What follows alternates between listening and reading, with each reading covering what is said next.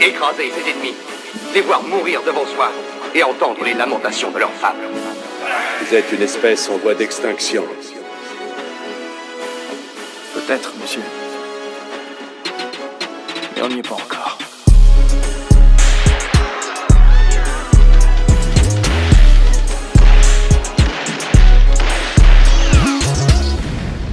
Eh bien, bonjour à tous et bienvenue dans cette nouvelle édition du Raging Fire Club. On est très content de revenir vous parler. Je suis aujourd'hui avec mon gars Jonathan Asia. Comment ça va, Joe? Ça va très très bien. Et toi? Ouais, écoute, nickel, ça va. Il fait froid, mais on tient le coup. Ouais. Max Pereira sera pas là aujourd'hui, il a des empêchements.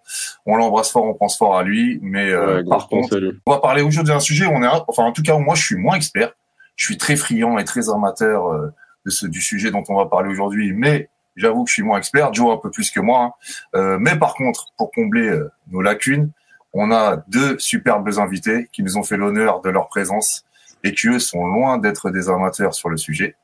On a monsieur Logan Boubadi qui est là. Comment vas-tu, Logan? Très bien, merci Paula. Ça va très bien. On te remercie, c'est nous qui te remercions de ta présence. Et on a Aurélien Gouriou-Valles. Aurélien, comment vas-tu? Ça va très bien et très content d'être ici.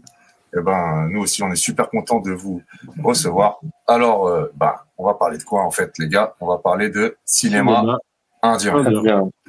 Et donc, on va discuter de cinéma indien. On va apprendre plein de trucs parce que je pense que nos deux invités ont plein de trucs à nous apprendre. On va leur poser plein de questions. On va discuter un peu autour de tout ça. C'est parti pour parler de cinéma indien.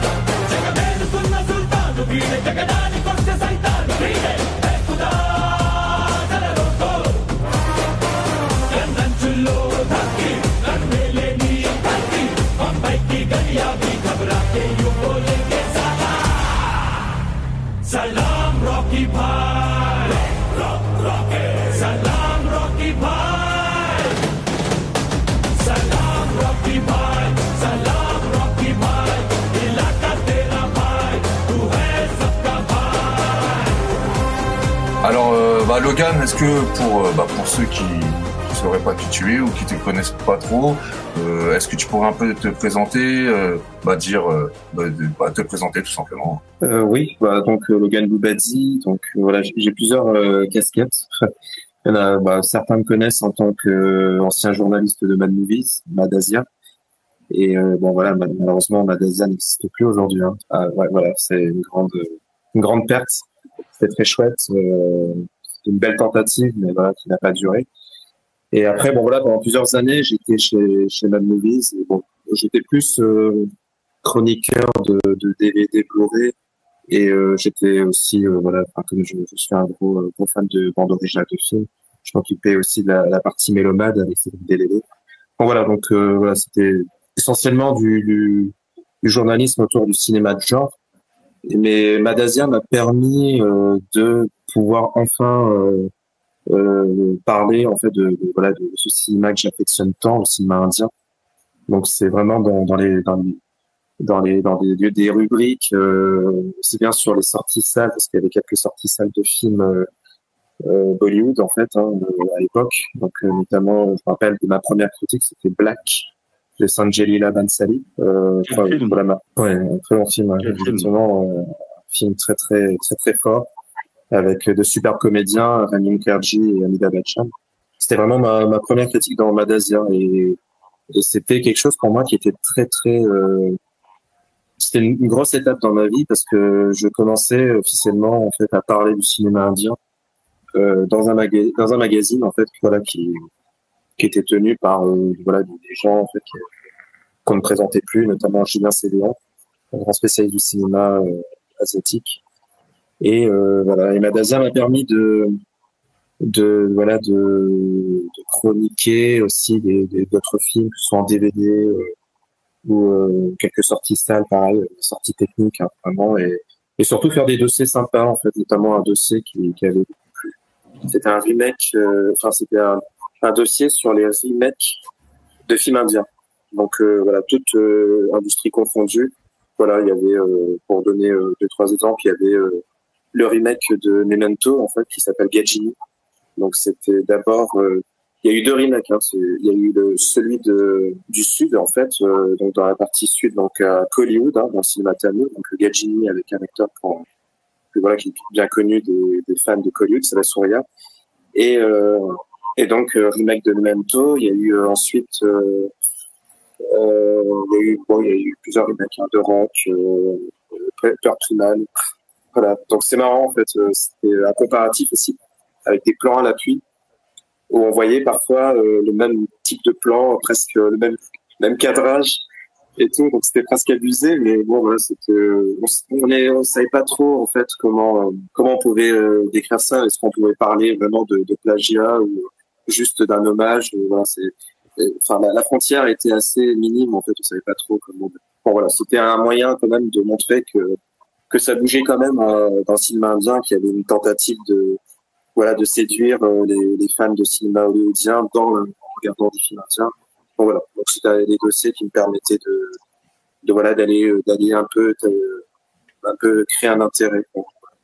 Donc c'était ma période Mad Movies, Mad Asia, et puis ensuite après je suis parti vers une autre passion qui est la réalisation, donc réalisation de fiction. Scénariste aussi, notamment écrire des fictions. Et puis voilà, ça m'a pris un peu de temps. Et là, du coup, je suis un peu revenu un peu à l'écriture depuis peu. Parce que c'est quelque chose qui m'affectionne énormément, en fait. Et du coup, là, je m'attaque à un gros projet, là, en fait, qui est un ouvrage, en fait, autour du cinéma tamil. Un ouvrage qui s'intitule, donc, Kudlat et lutte sociale. Donc c'est un futur livre qui devrait sortir chez les éditions Rififi, hein, qu'on connaît, je pense, au livre de Melvin Z, hein, sur Mad Max. Et donc voilà, donc c'est cette maison d'édition qui m'a fait confiance et qui me permet aujourd'hui de m'exprimer sur le cinéma tamil. Et donc c'est un projet, hein, qui remonte, hein, parce que la première fois qu'on m'a demandé de le faire, c'était en 2005 et c'était Julien Cédéan. Mais je n'ai pas accepté sur le moment parce que je me sentais pas prêt, et je me disais que les gens aussi n'étaient pas prêts, en fait, parce que j'avais peur de me lancer sur un projet chronophage assez ambitieux et finalement qu'il n'y ait pas autant d'intérêt que ce qu'on pouvait espérer, quoi. Donc du coup, j'ai attendu, j'ai jaugé, j'ai pris la température pendant des années, essayer de voir en fait autour de moi est-ce que ça prenait ou pas. Et finalement, ça a pris beaucoup plus de temps que prévu, mais là aujourd'hui, en fait, on sent qu'il y a vraiment il y a un engouement autour du cinéma tamil et autour d'une vague de réalisateurs en particulier. Et je pense que sur Internet, sur les réseaux sociaux, en fait, il y a des inconditionnels de ce cinéma qu'il faut que j'aimerais accompagner à travers ce bouquin. Bon voilà, donc c'est vraiment un objectif que je me fixe. Et si tout se passe bien, il sortira en fin d'année ou peut-être en début d'année prochaine. On a en tout cas hâte de l'avoir dans les mains. Donc on vous rappelle Rififi, Coup de latte et lutte sociale, 2 très saines occupations en plus. Coup de latte et les luttes sociales. Donc c'est super. Et on a notre deuxième invité que vous connaissez sûrement, mais qu'en plus vous connaissez si vous suivez le Raging Fire Club, puisqu'il est déjà venu parler avec nous du Wicked City de Kawajiri et de Thury Arc. Aurélien Gourlou-Vallès, comment vas-tu? Et est-ce que tu peux te présenter pour ceux qui ne connaîtraient pas ou pas assez? Ok, bah pas de souci. Bah donc ça va et oui donc voilà, c'est la deuxième fois donc que je viens ici. Donc comme le disait Paul, la première fois c'était pour parler de Kawajiri et de Soyark via Wicked City et donc pour me présenter, en fait donc je suis principalement rédacteur pour la chaîne le ciné-club de Monsieur Bobine, où je coécris pas tous, mais de nombreux épisodes sur le cinéma asiatique. Donc pour l'instant, on a surtout fait du HK et du japonais. On n'a pas encore abordé le cinéma indien, mais petit exclu, ceci dit, je vais pas en dire plus, hein, parce que peut-être qu'on va me tirer les oreilles si je spoil de trop. Mais prochainement, dans l'année, il y aura un épisode sur un réalisateur indien, et épisode donc que je vais en grande partie, enfin en tout cas en partie superviser. Et sinon, mis à part ça, j'ai aussi créé et co-animé pendant un certain temps un humble podcast sur le cinéma asiatique qui est la 36e chambre du cinéphage, bon, qui est en stand-by depuis un peu plus d'1 an, bon, pour certaines raisons. J'espère pouvoir le relancer un de ces quatre. Et bah voilà, ça c'est mes principales activités dans le domaine cinéphile, parce que sinon, mis à part ça, donc pour gagner ma croûte comme métier, je suis illustrateur, graphiste, ayant surtout travaillé dans le milieu des conventions geeks pour tout ce qui est direction artistique, tout ça. Voilà. Eh ben, que du bel ouvrage, hein. On a hâte de voir tes prochaines conceptions et confections, notamment sur le cinéma indien. Il y a pas mal de gens, alors, qui le connaissent pas, même, qui connaissent un petit peu. Aujourd'hui, c'est vrai, on en parle un peu plus depuis les succès de certains films de Rajamouli, des choses comme ça. Sur les réseaux sociaux, il y a une hype, autour du cinéma indien. Mais, il y a encore beaucoup de gens qui connaissent pas un peu cette industrie. Moi-même, je connais pas beaucoup de la filmo, j'ai pas le background, j'ai regardé surtout énormément de trucs récents. Est-ce que, Logan, tu pourrais, avant qu'on rentre vraiment dans le sujet, nous faire un petit topo de cette industrie, ou plutôt de ces industries du cinéma indien? Oui, donc ce qu'il faut savoir, c'est que le cinéma indien, et donc c'est vraiment plusieurs industries régionales, hein, donc, parce que là, l'Inde est divisé en États, et selon les États, on a des dialectes différents. Et donc la langue principale est l'hindi. Et donc avec l'anglais et l'hindi, en fait, c'est les deux langues les plus parlées dans ce pays. Et ensuite, après, vous avez dans le sud le tamoul, le telugu, le malayalam et le kannada. Et donc là, on parle vraiment ce qu'on pourrait appeler les langues dravidiennes. Donc du coup, là, ce qui nous permet aussi d'un peu situer en fait ce qu'on appelle aussi le cinéma dravidien sud-indien. Donc au nord, on a donc Bollywood, et là il y a le hindi, mais après il y a d'autres langues en fait comme le marathi, le bengali.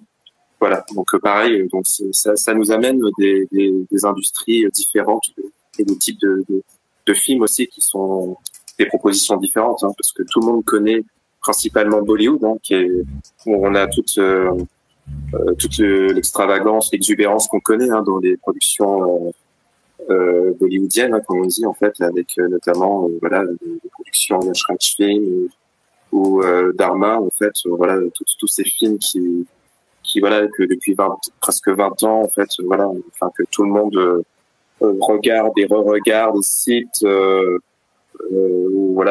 On sait que les gens aiment beaucoup en fait discuter autour de ces films, hein, les films de Shah Rukh Khan notamment, des comédies romantiques. Donc là, on est principalement dans le Nord. Mais attention, le piège, c'est que beaucoup de gens pensaient, et ils pensent toujours, malheureusement, c'est comme ça, que cinéma indien est égal au Bollywood. Sauf que non. En fait, il y a d'autres propositions.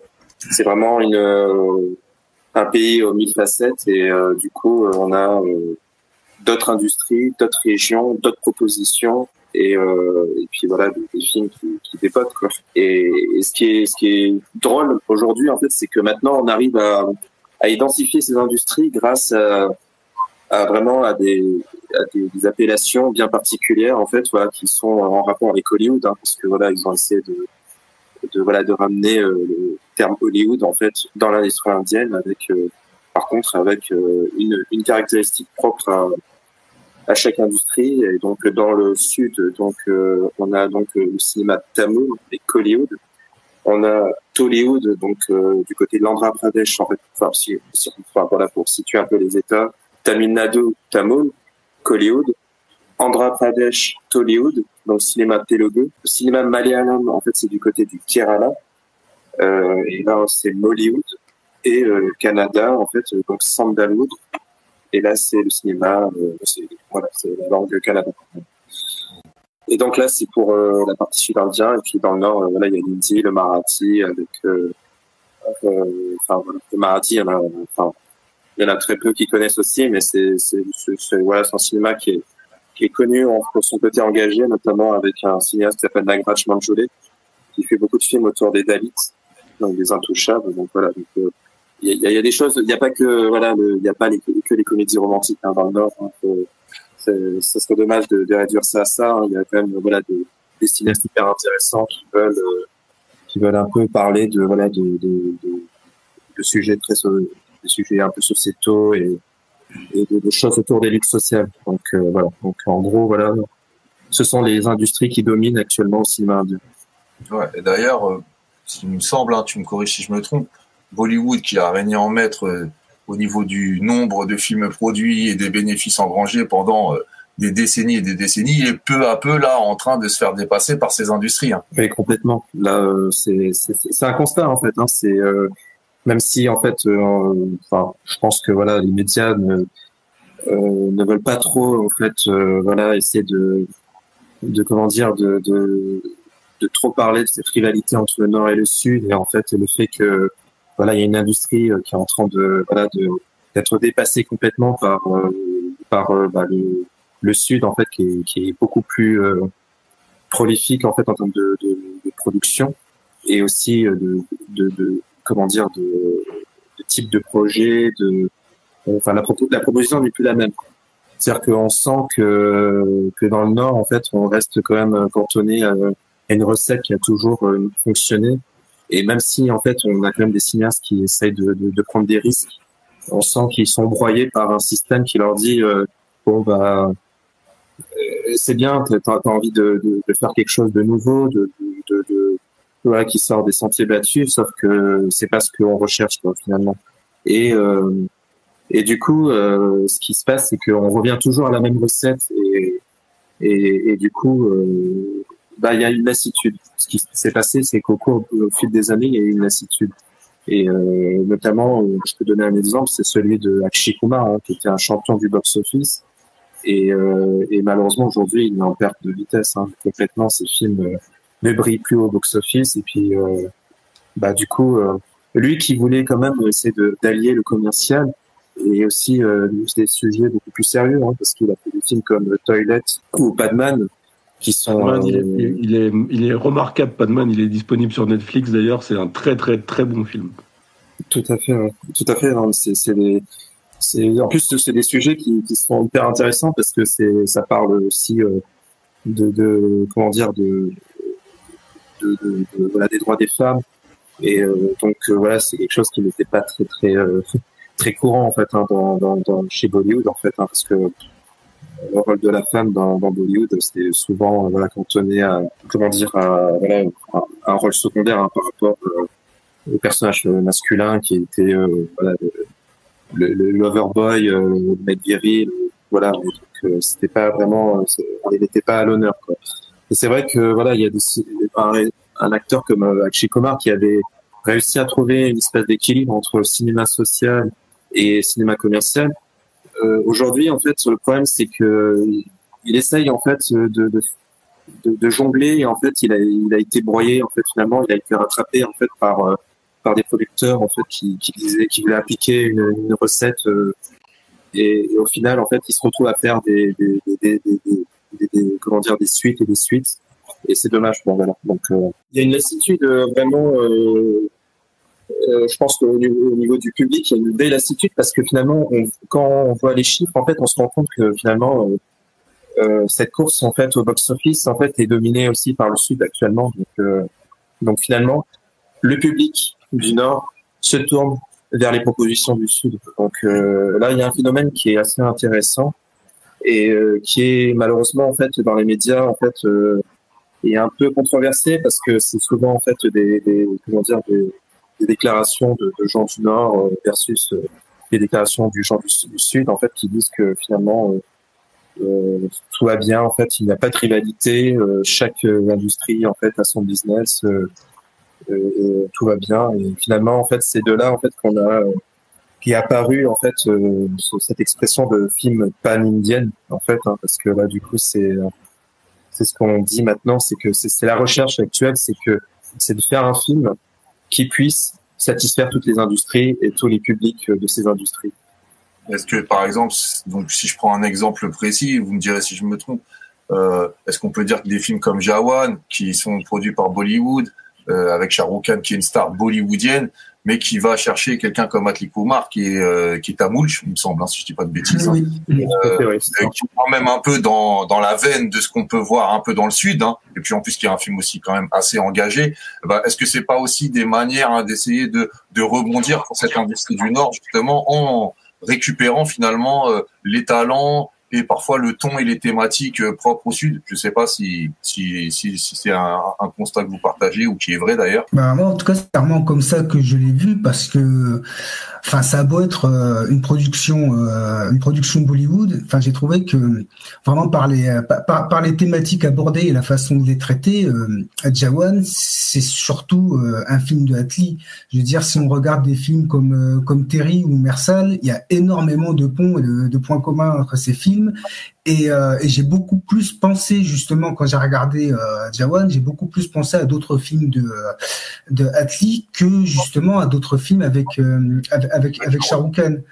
Donc oui, je pense que c'est ça. Mais après, c'est vrai que oui, Bollywood doit aussi s'aligner sur ce phénomène du film pan-indien parce que c'est quelque chose, oui, qui se fait de plus en plus dans le Sud. Si je ne m'abuse, ça a vraiment explosé avec dans les années 2010 avec les premiers grands succès de Rajamouli, les moments où ces films ont dépassé finalement un succès local et ont commencé à devenir des succès nationaux. Il me semble que c'est à partir de Ega justement, qui même avait été tourné en différentes versions, en différentes langues et avec, je crois, des castings pas toujours exactement le même selon les versions. Je crois qu'il y avait des seconds rôles qui différaient pour justement conquérir l'ensemble du pays. Et ensuite, les Bahubali, etc., ont été faits dans cette logique. Et c'est quelque chose après qu'on a retrouvé dans le cinéma tamoul. Avec justement un film, même s'il n'a pas aussi bien marché que ce qu'il aurait dû, parce que pour moi c'est un chef-d'œuvre, mais un film comme Jigar Tanda XX, il y a tout un aspect méta justement dans le film avec le personnage du réalisateur et du gangster qui passent leur temps à dire qu'ils veulent faire un film pour un Indien et tout, et c'est comme ça que le film avait été pensé. Ouais, c'est marrant en plus ce que tu dis parce que je trouve que cette naissance, alors est-ce que toi tu places avec Iga un peu, si j'ai bien compris, c'est ça, ce phénomène, ce concept de pan-India mais finalement il coïncide aussi avec la sortie un peu plus conséquente d'un de ces films, parce que Iga, il me semble que c'est un des premiers films que j'avais vu indien jouer en festival en France. Il était passé je sais plus où, et à un moment donné tout le monde disait Iga c'est un truc de fou, non, c'est quoi ce film qui vient de passer, et c'était un peu finalement au même moment que ce concept de pan-India naît, que ce cinéma sort un peu d'Inde pour arriver chez nous en tout cas. Oui, tout à fait, parce que c'est vrai que sur le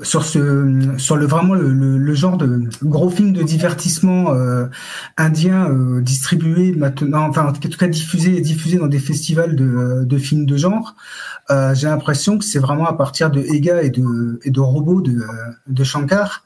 Maintenant, régulièrement, on a des films de ce type en festival, parce qu'il me semble que ça avait été tenté à l'Étrange Festival il y a 30 ans, vers 1995. Ils avaient diffusé un film avec Rajinikanth. J'ai toujours du mal à prononcer les noms. Rajinikanth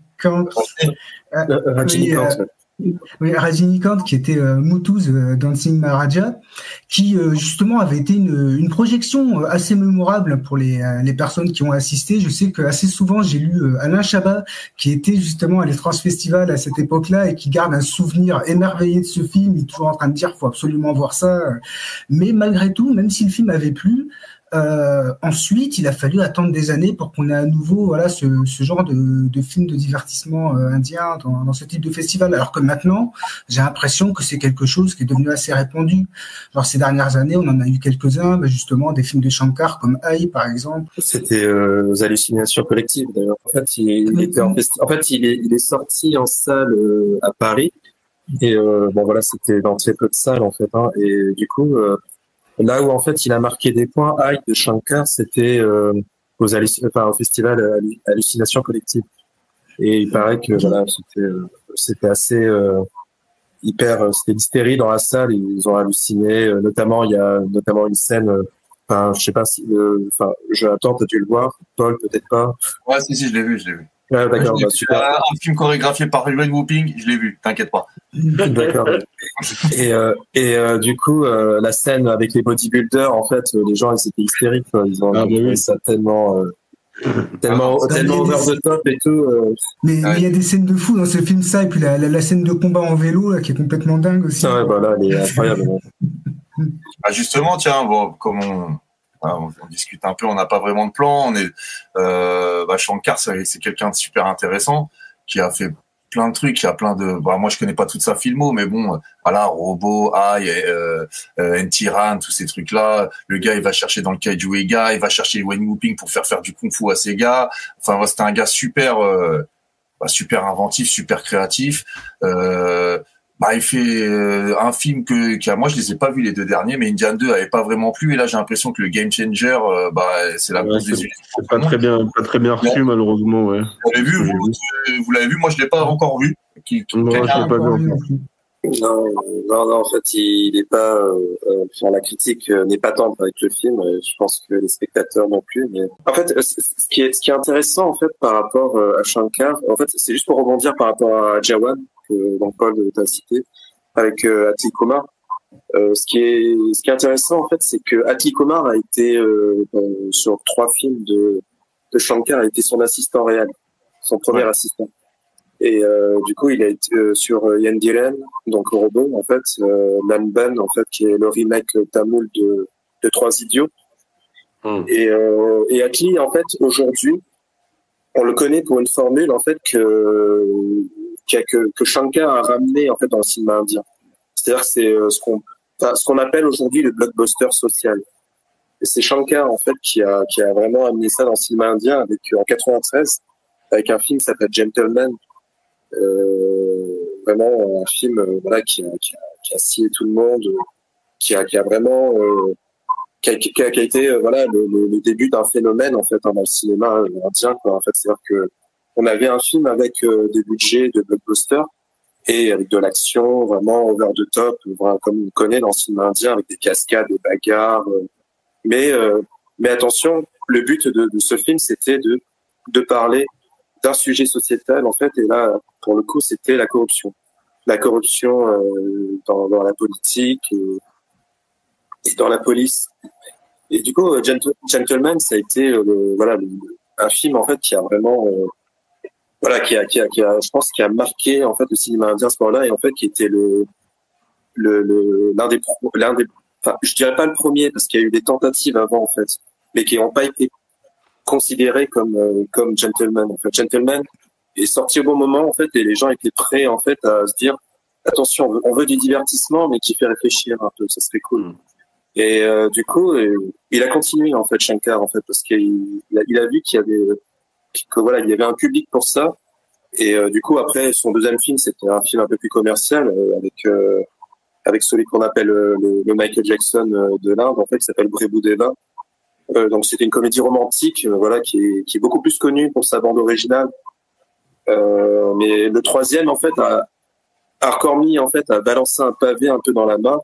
C'était un film, c'est un film qui s'appelle Indian avec Kamala Hassan, Et là, pareil. Enfin, là, en fait, les gens étaient pas prêts. En fait, un blockbuster, en fait, avec tous les ingrédients du film, voilà, avec les chansons, les bastons et tout ça.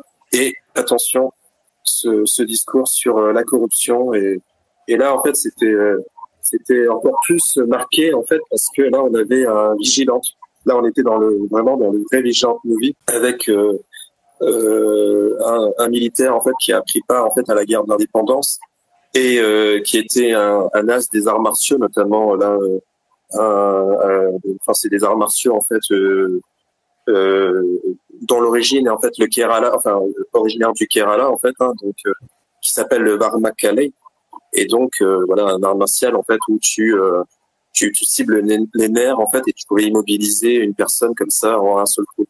Et là, donc, un vigilant qui utilise cette technique, en fait, pour aller en pleine croisade contre la corruption rampante. Voilà, enfin, ça fait sensation, quoi. Et Shankar, là, est devenu vraiment une valeur sûre, en fait, le cinéaste à suivre, et qui a appliqué une formule, en fait, qu'on n'avait jamais vue auparavant.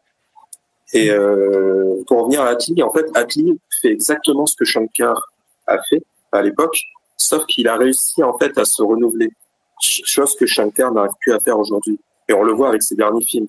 Que le grand retour, en fait, qu'on attendait, en fait, c'était celui du Indian, en fait, du personnage de Indian, avec Indian 2. C'est une catastrophe, en fait, parce que là, en fait, il reprend une recette, en fait, qu'il a appliquée il y a 28 ans, en fait, et aujourd'hui, ça ne fonctionne pas, parce que il y a eu une relève derrière, en fait, notamment Attlee et d'autres cinéastes, qui ont fait d'autres blockbusters sociaux, et encore mieux, Attlee, en fait, a très bien fait avec Mersal, avec la corruption dans le milieu médical, et puis avec Jawan aussi, voilà, avec une autre ampleur. Et donc le Shankar aujourd'hui, en fait, il bataille, en fait, pour exister, et malheureusement, en fait, il est plus que l'ombre de lui-même, quoi, parce qu'il, enfin, le disciple a dépassé le maître. Je crois qu'il a il a quand même prévu Indian 3, je crois. Ouais. Et là, il repart en tournage pour Indian 3, là. Je pense qu'il a 6 mois de boulot, en fait, pour le terminer, et puis ensuite, derrière, il veut, en fait, voilà, il veut arrêter, en fait, de faire des films autour de la corruption, de vigilante et tout, et là, il veut tâter le terrain comme Rajamouli, Mani Ratnam et tout. D'ailleurs, dans l'une de ses dernières interventions à la télé, il a dit, il a dit tout le bien qu'il pensait de Rajamouli, en disant que c'était la grande fierté de l'Inde et tout, parce qu'il a amené des films à Hollywood, et Hollywood aujourd'hui, en fait, si Hollywood en fait s'intéresse à l'Inde, c'est grâce à lui, et grâce au phénomène triple R. Et là, il veut faire un film, en fait, dans la grande lignée, en fait, des Bahubali ou des Ponniyin Selvan. En fait, c'est une saga qui s'intitule Belle Paris. Mais justement, à propos du cinéma du Tamil Nadu et de Shankar, je trouve que ce qui est très intéressant, c'est que ce que Shankar a apporté à ce cinéma dans les années 90, donc c'est-à-dire ce genre de pur film d'entertainment, de blockbuster politique, en fait, c'est une continuité logique de ce qu'est le cinéma tamil depuis au moins les années 50. C'est-à-dire que c'est un cinéma qui a toujours, en tout cas depuis les années 50, qui est très fortement politisé, pour la simple raison que les personnalités importantes du cinéma et de la politique sont souvent les mêmes. Par exemple, je pense que un des premiers films notables dans ce domaine, c'est un film qui se nomme Parasakti, qui date de 1952, qui est un film vraiment qui parlait donc de hiérarchie sociale et de système de caste, et c'est un film qui a été justement en grande partie supervisé et produit par des politiques, donc de partis dravidiens. C'est-à-dire ces partis ont toujours, en tout cas depuis les années 50, on fait souvent passer leurs idées par le cinéma. Et c'est vrai que c'était quelque chose qu'on retrouvait souvent quand même dans des films avec une tonalité, des thèmes abordés quand même plutôt sérieux. Alors que Attlee et avant lui Shankar ont finalement ont continué dans cette lancée, mais en ancrant ces discours-là dans des films, par exemple avec des arts martiaux, des robots, etc.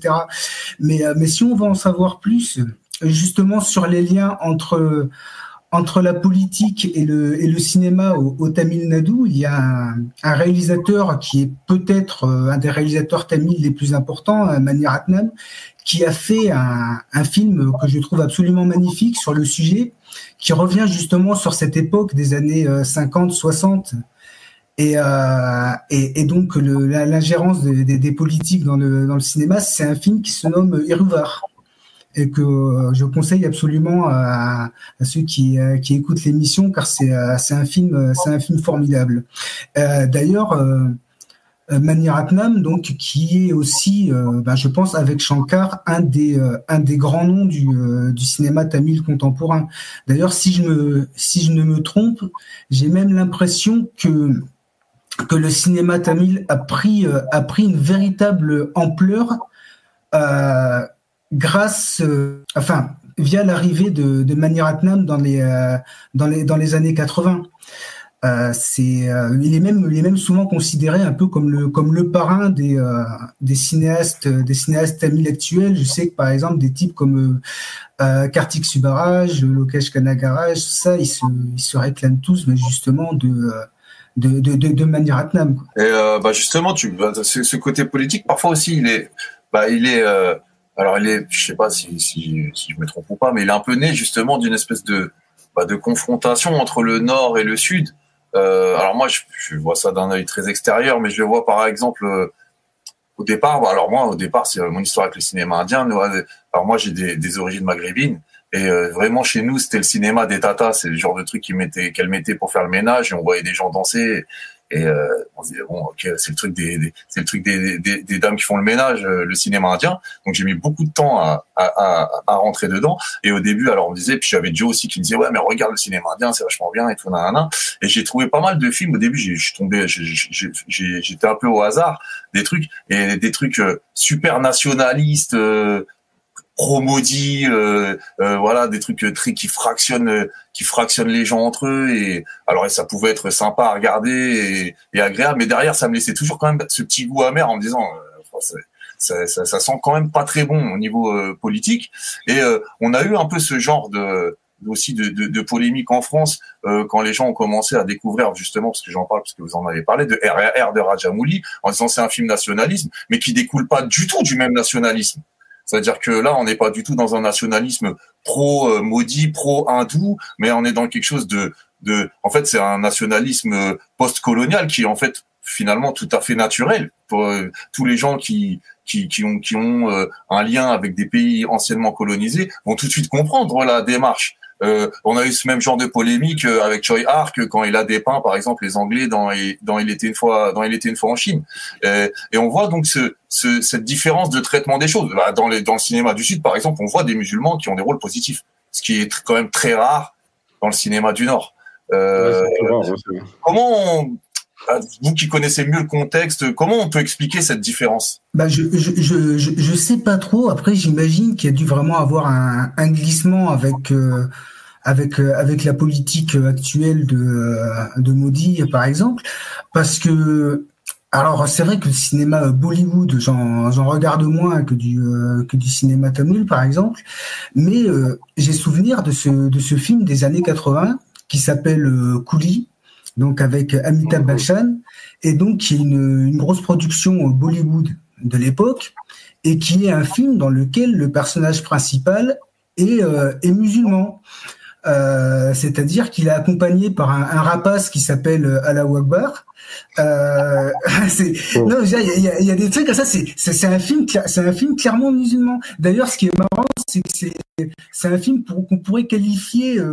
Alors, je mets des gros guillemets parce que c'est une expression que j'aime pas du tout, mais c'est le film islamo-gauchiste par excellence, puisque c'est un film dans lequel le héros est accompagné par sa bestiole Allahu Akbar et il se bat tout vêtu de rouge avec une faucille et un marteau. Je veux dire, voilà. C'est parfait. Et c'est des choses qu'on voyait dans le cinéma du Nord, enfin en tout cas dans le cinéma d'Hollywood des années 80. Donc je pense qu'après ça vient vraiment de qui est à la tête de l'État en fait, ce genre de traitement. Toi Logan, tu partages ce genre de constat, t'es d'accord, pas d'accord avec ce que je dis par exemple ou... C'est vrai que si on devait faire un constat en fait, un comparatif entre le nationalisme vu par le cinéma Bollywood et autres en fait et celui du Sud.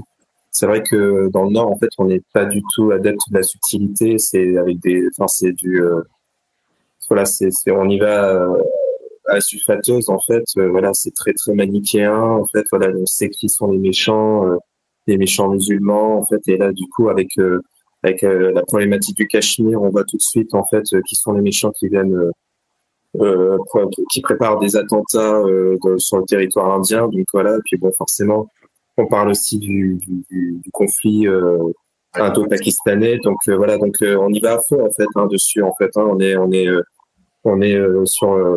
sur le même la même comparaison que la guerre froide où en fait les États-Unis versus l'Est. Donc là on joue à fond. Dans le Sud, pour revenir en fait à Mani Ratnam en fait qu'Aurélien a cité tout à l'heure en fait, qui est effectivement le cinéaste en fait qui a changé la face du cinéma tamil dans les années 80 en fait. Bon, il y a eu deux autres cinéastes en fait importants juste avant, mais Mani Ratnam il est arrivé vraiment avec une proposition peut-être un peu plus moderne en fait. Hein. Mais avant il y a deux cinéastes en fait qui étaient issus de comment dire d'une espèce d'une vague en fait très proche en fait de la nouvelle vague française en fait qui devait sûrement être au fait en fait de ce qui s'est passé en France avec la nouvelle vague, donc Truffaut, Godard et compagnie, et aussi qui aussi avait un œil sur le nouvel Hollywood, donc le cinéma très paranoïaque en fait avec politique et tout. Donc c'était hyper intéressant de voir ces cinéastes émerger parce que on sortait complètement de l'âge d'or des studios et de comédiens en fait donc qui se sont lancés dans la politique comme Aurélien l'a très bien dit en fait et puis tout à l'heure on a parlé, c'est que on était dans une configuration où en fait cinéma et politique ne faisaient qu'un en fait, et du coup il y a des comédiens et des gens issus du cinéma en fait qui étaient qui étaient dans l'industrie cinématographique et qui préparaient en fait leur arrivée dans la politique en fait, et donc c'était le cinéma comme une forme de propagande pour leur parti en fait, et donc les fameux partis dravidiens.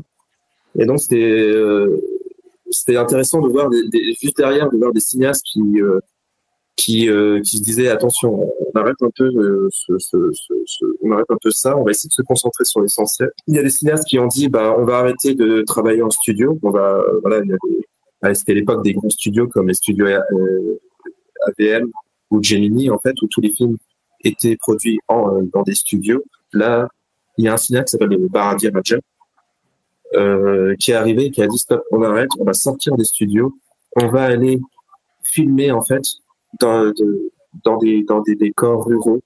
Ça serait bien en fait parce que sa spécialité c'était les drames ruraux, et du coup il est parti, il a pris sa caméra sur l'équipe, il a dit allez on va aller dans la campagne et on va aller un peu voir les gens qui sont là-bas. Et du coup il a commencé à tourner avec des comédiens en fait qui allaient devenir les futures grandes stars, hein, parce que ses premiers films c'était avec Kamal Hassan, c'était avec Rajinikanth, et au niveau comédienne c'était Sridevi.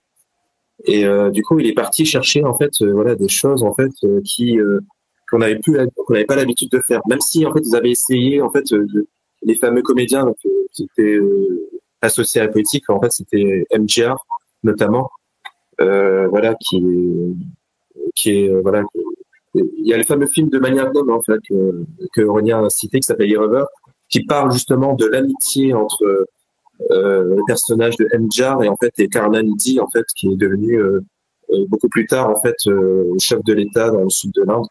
Donc du coup ce cinéaste Bharati Raja est arrivé et a dit on va tourner dans des décors réels, et on va aller chercher des comédiens en fait qui sont pas forcément des amis en fait de tel producteur, de tel politicien et autres et tout. Et donc il a donné des opportunités en fait à des inconnus comme ça, et puis et là du coup en fait on se concentrait beaucoup en fait sur la direction d'acteurs, sur la proposition en fait des premiers rôles, second rôles. On donnait de l'importance en fait au troisième, quatrième rôle et tout. Donc là du coup même d'un point de vue politique ça a pris un coup en fait, et Et ensuite, juste derrière lui, en fait, il y a un réalisateur qui s'appelle Babu Mahendra, qui est arrivé, en fait, et qui était sur le modèle occidental, en fait, en termes de relation entre l'homme et la femme dans un couple. Et pareil, ça a été un chamboulement complet, en fait. Et ces deux cinéastes sont arrivés comme ça, et ils ont ouvert la voie. Ils ont ouvert la voie à Mani Ratnam qui est arrivé, et lui, Mani Ratnam, il avait un langage, un autre langage, en fait, qui a beaucoup plu, et qui allait beaucoup plus loin dans certaines thématiques, je dirais. Et c'est ce qui a amené, en fait, à aller chercher des sujets, en fait, qui étaient en phase avec leur époque. Et pour revenir, par exemple, au sujet, en fait, des rivalités et du conflit entre les hindouistes et les musulmans, il a fait une très belle trilogie autour du terrorisme, en fait, et qui parle justement de ce conflit et puis d'une volonté d'aller chercher, en fait, une certaine cohésion, une manière de cohabiter, en fait, dans une même nation, en fait. Et c'est une trilogie, en fait, qui a débuté en 94 avec un film qui s'appelle Bombay, un très bon film, voilà, avec Arvind Swamy et Manisha Koirala, en fait, qui est une actrice connue dans le nord de l'Inde. Et voilà, le film est très connu, en fait, hein, même il y en a beaucoup qui l'ont pas vu, mais ils connaissent très bien la musique, parce que il y a le thème à la flûte, en fait, qui a été utilisé dans un pub de Volvic avec Zidane. Donc voilà, rien que ça, en fait, on peut. Et ensuite, non, en fait, je suis désolé, non, c'est le deuxième, en fait, de la trilogie. Le premier, c'est Roja, pardon, 92. Donc c'est Roja, en fait, avec toujours le même acteur, Arvind Swamy. Super film, en fait, sur le conflit au Cachemire. Ensuite, il y a eu Bombay, en fait, sur le fameux fait divers, en fait, qu'il y a eu dans le Nord, en fait, où ils ont détruit une mosquée. Et du coup, voilà, ça a créé une espèce de guerre civile dans le Nord. Et le troisième, que beaucoup plus de gens connaissent, c'est Dil Se, avec Shah Rukh Khan et Manisha Koirala, qui est un superbe film, voilà, sur une amour impossible entre une kamikaze et un journaliste.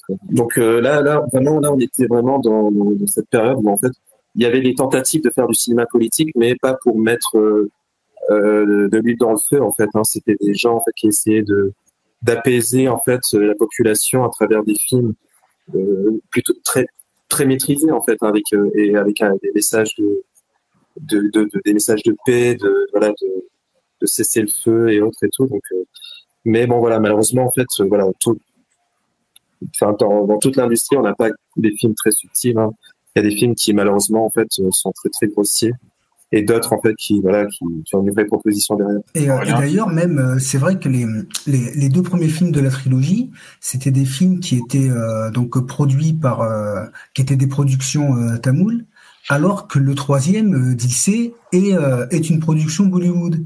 Et pourtant, si on regarde bien, enfin, c'est une trilogie qui est très très cohérente dans son point de vue, en fait, sur ce qu'elle raconte.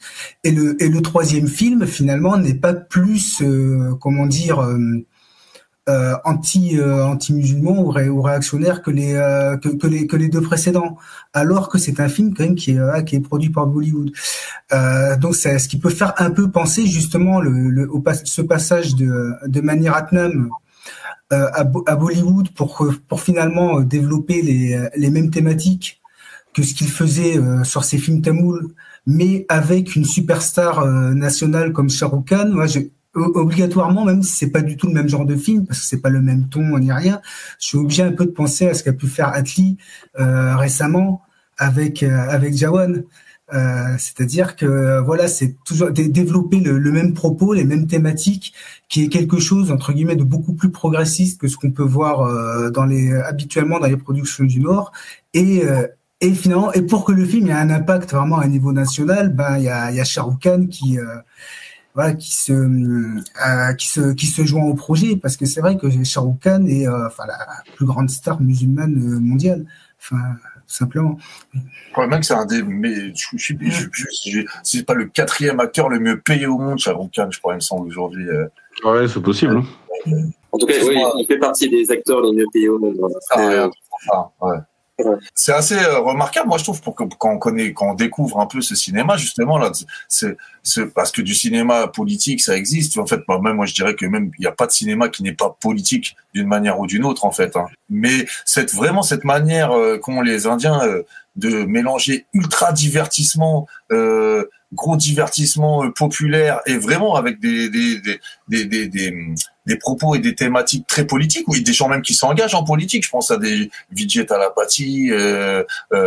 On sait que Prashant-Nil était assez proche de certains ministres de son État. Je pense que c'est l'Andhra Pradesh, si je me trompe pas. Kamal Hassan est politicien aussi. Kamal Hassan est politicien. Enfin, il y a tout ce truc. Jawad, c'est un truc complètement fou. Enfin, vu de l'extérieur, tu dis mais comment ce gars-là arrive à faire ça à Bollywood? Un film qui est quand même qui reste, c'est ça qui est cette manière d'allier politique très affirmée avec des choses très affirmées dans un pays où c'est quand même pas si facile que ça de faire de la politique, tout en alliant un divertissement complètement décomplexé. Je pense que on a vu ça ailleurs, mais pousser autant à son paroxysme, j'ai rarement vu une industrie faire ça en fait. En tout cas dans le sud, oui, là en fait on a une manière très décomplexée en fait de pouvoir traiter tous ces sujets assez sérieux en fait. C'est vraiment le propre de cette nouvelle vague, parce que là on parle de Atli avec Jawad, mais on peut parler aussi de Marie Selvaraj avec Arnan. On peut parler de Kartik Subaraj avec Jigar Tanda Double X, Vetrimaran avec Veer Dalai, là qui est un diptyque là en fait qui est sorti récemment.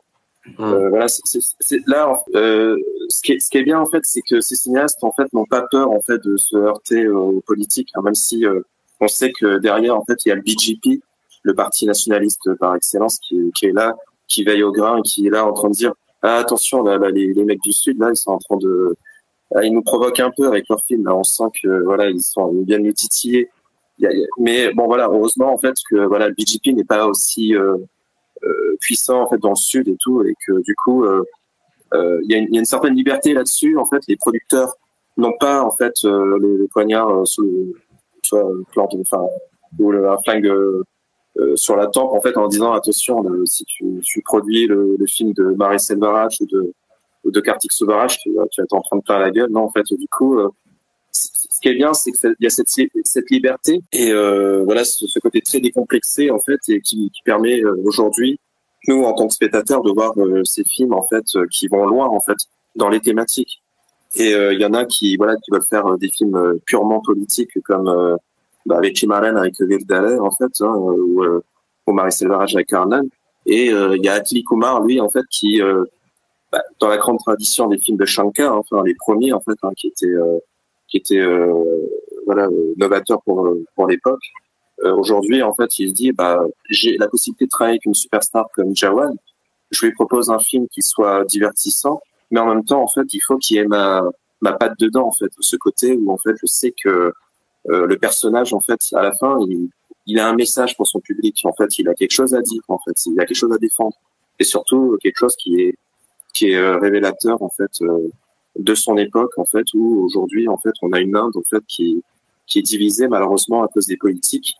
Et qui a tendance à créer des tensions entre les communautés, et entre les ethnies, et puis voilà, et qui est pas tendre du tout avec les gens de basse caste vraiment. Et ce qui est bien en fait, c'est que parmi ces cinéastes en fait qui ont des choses à dire et qui sont qui sont porteurs d'un message de paix en fait, et aussi en même temps en fait avec une attitude très engagée, c'est des gens en fait qui sont issus en fait de ces castes inférieures en fait, et qui ont qui ont maintenant aujourd'hui en fait une place importante dans l'industrie. Du coup, Atli aussi en fait est issu d'une basse caste en fait, et aujourd'hui le fait qu'il soit qu'il ait une renommée et qu'il soit capable de monter des gros films comme ça en fait, c'est vraiment un énorme pas en avant, parce que ça aurait été, ça jamais, il y a quelques années, on n'aurait jamais eu cette opportunité, ça c'est sûr. Moi, ça me fait poser une question que je me suis souvent posée et que je n'avais pas de réponse. Je pense au film de Prashant-Nil et à ces 4 films, donc que ce soit Ugram, KGF, le 1, le 2 ou Salar. Tout le temps, il y a plein de trucs. En gros, Prashant-Nil, moi je trouve que c'est pour ça aussi qu'il est il est captivant, c'est ça fait 4 fois qu'il essaie de faire le même film jusqu'à le pousser à ce qu'il peut faire de mieux. Donc moi j'adore l'exercice, mais il y a toujours cette histoire dans chacun de ces films, par exemple, d'un État caché qui contrôlerait en fait finalement l'Inde derrière tout ça, qui parfois appartient à des entreprises criminelles. Alors dans Ugram, je crois qu'il s'appelle Mougor, dans KGF c'est le KGF, dans Salar c'est Kansar. Mais est-ce que ça découle d'un début de situation politique? Est-ce qu'il y a vraiment des États qui sont en sécession avec le reste du pays ou avec le Nord qui est au pouvoir? Est-ce que ça découle de quelque chose ou c'est juste une lubie du réalisateur, par exemple? Je pense que c'est Pachinko en fait qui essaye de le faire dans une grande tradition en fait de films un peu à l'ancienne en fait, une espèce de presque du chrony en fait en même temps en fait c'est une espèce de comment dire, de fantasme en fait, c'est-à-dire qu'il y a un état un peu fantasmagorique en fait avec des gangsters partout, des mafieux ou des multinationales qui dirigent et tout. Enfin, en gros en fait c'est un prétexte en fait pour essayer de ramener toute la pègre, la pourriture en fait du monde et ensuite les confronter en fait à une icône en fait, parce que lui il a besoin de quelqu'un pour faire le ménage, et que ce soit Rocky Bai ou en fait voilà le personnage de Prabhas dans Salar en fait, voilà. Donc il y a en fait on a l'icône en fait, le Messie en fait qui arrive pour un peu remettre un peu de l'ordre dans tout ça, et pour ça en fait lui il veut s'entourer de la pire menace qui soit en fait, et donc du coup c'est pour ça en fait l'idée de créer un État en fait avec des familles. Bon, ça je pense que on l'a vu dans plusieurs fictions en fait, et puis l'une des plus représentatives ces dernières années, ça a été comment dire, les conflits dans Game of Thrones par exemple entre les familles en fait. Donc, on a un peu cet esprit-là dans Salar, et avec voilà à chaque fois une famille, un leader en fait, que ce soit un homme ou une femme en fait, et puis du coup toute une armée derrière. Et Pachinko joue beaucoup sur tous ces codes en fait pour pouvoir mieux les faire éclater en fait, parce que la menace est telle qu'en fait la menace elle est partout en fait. On se demande en fait comment est-ce possible en fait. On a l'impression que voilà, enfin c'est pas possible quoi. C'est des armées, c'est des hommes hyper dangereux, des gens qui sont armés jusqu'aux dents, hyper entraînés. On se demande comment voilà, enfin, qui peut venir à bout de ces gens quoi. Et du coup pour lui c'est jouissif en fait de se dire en fait il y en a un qui arrive et en fait il balance tout et en fait il fait tout éclater, enfin voilà, il fait tout tomber, hein. Et quand tu prends un Yash ou un Prabhas en fait, voilà, il choisit aussi sur ça en fait, hein, ces comédiens en fait, hein, surtout enfin on le voit parce que voilà le prochain film qui s'intitule Dragon avec Junior NTR en fait, voilà, c'est vraiment ces héros dans une grande tradition d'un one man army quoi en fait, versus voilà tout des armées et tout quoi. Enfin, il y a un côté très 80s en fait, hein. On pense à John Rambo, on pense à même au film de Chuck Norris ou autre en fait, tu vois, il y a un côté très série B mais qui pousse à son paroxysme en fait, hein, parce qu'il a des budgets de malade en fait, hein, et puis bon voilà, il est bien entouré en fait, hein, pour la direction artistique. Et Pachinko en fait c'est quelqu'un qui voilà qui on sent qu'il aime le cinéma mondial en fait, et qu'il aime le citer dans ses films, et c'est juste que par contre il amène cette tradition d'iconisation à donf en fait, hein, dans ses films en fait, hein, que ce soit les ralentis ou voilà, il amène ça vraiment d'une manière en fait qui est vraiment propre au cinéma indien, et ça en fait on sait que ça sera parce que c'est sa marque de fabrique, il va continuer quoi. Même si en fait aujourd'hui il dit que Salar pour lui en fait une grosse déception en fait, hein, parce que il pensait que le film allait cartonner encore plus dans le monde et tout. Il dit que voilà qu'il a réfléchi un peu à sa manière de concevoir les personnages et d'écriture aussi de l'intrigue. Et donc on va voir en fait, hein, avec Dragon en fait ce que ça va donner. Mais bon voilà, en tout cas c'est une proposition qui laisse pas indifférente, hein, c'est sûr. Ah, moi, ça fonctionne à fond. Moi, quand je regarde ce genre d'iconisation,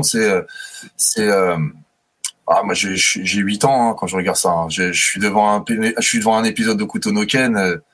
c'est pareil, quoi. Je retrouve ces sensations-là. Et c'est marrant parce que tu me parlais, ouais, des ralentis, du traitement de l'action, de l'iconisation, comme ça, que lui, il avait vraiment poussé à fond. Bon, il n'y a pas que lui qui la pousse, hein, mais lui, il la pousse vraiment et puis il la maîtrise. Enfin, moi, je trouve, cette iconisation et ces ralentis. Et je me rappelle avoir eu cette discussion avec Aurélien et je lui disais, ah, bah, t'as vu, quand même, Snyder, bon, on peut en penser ce qu'on veut, mais au niveau des ralentis et tout, il a mis, et pour moi, il a quand même vachement influencé des mecs comme Prachampil et Aurélien, tu m'avais dit, bah non, en fait, parce que si tu regardes Rajamouli, ses anciens films, il faisait déjà ce genre de trucs, donc j'aimerais bien justement, ouais, toi, que tu nous parles de ça, du traitement de l'action indien, parce que t'en connais un sacré bout, et tu m'avais d'ailleurs retoqué là-dessus en me disant, bah non, c'est pas Snyder.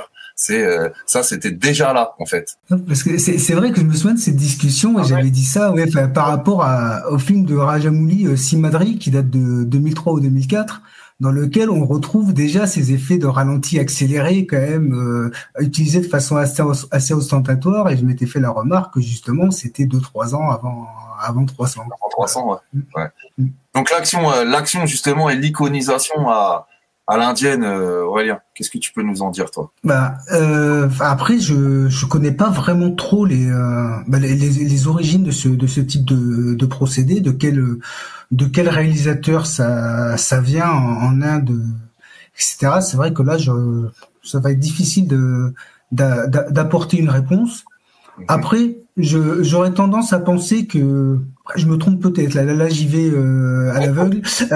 J'aurais tendance à penser que, un peu comme aux États-Unis à l'époque à la fin des années 90, qu'il y avait eu toute la vague des films comme Matrix ou certains trucs comme les Replacement Killers, tout ça et tout. J'ai tendance à penser que c'est peut-être quelque chose qui peut venir du ciné HK et en particulier du travail de John Woo, qui est vraiment, c'est vrai, quand on pense à un réalisateur qui est plus que doué pour iconiser ses acteurs et justement dans l'utilisation du ralenti et de cadres qui les mettent vraiment en valeur. C'est vrai qu'on est obligé de penser à John Woo et des fois j'ai tendance à penser que John Woo avec sa façon de mettre en scène, il a transformé le cinéma mondial.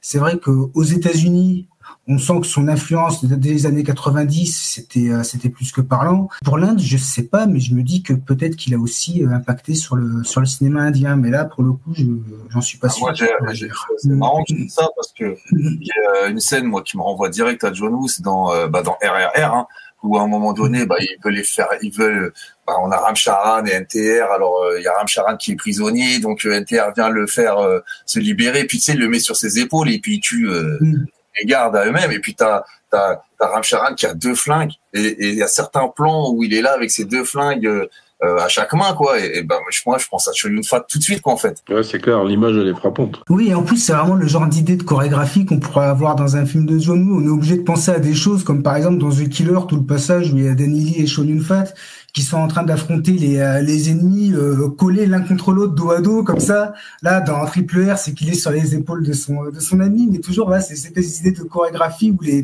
où comment dire, les deux héros forment une espèce d'entité, en fait, comme s'ils étaient plus qu'un seul pour affronter la menace. C'est ce genre de truc, ça fait très John Woo, c'est clair. Même toute la bromance qu'il y a autour, alors que ça dans RRR, mais on a la même chose dans Salar, finalement, ces espèces de bromances très viriles. Moi, ça me renvoie directement à Chow Yun-fat et Danny Lee, par exemple, tu vois, c'est des trucs qui, pour moi, je sais pas si ça vient de ce cinéma, mais moi, quand je le regarde, ça me renvoie directement à ça, en tout cas. Pareil. Mais je pense que l'iconisation du héros purement indien, en fait, vient de stars comme était déjà présente, en fait, dans le cinéma indien depuis belle lurette, en fait. Il y a eu dans le sud, en fait, il y avait MGR.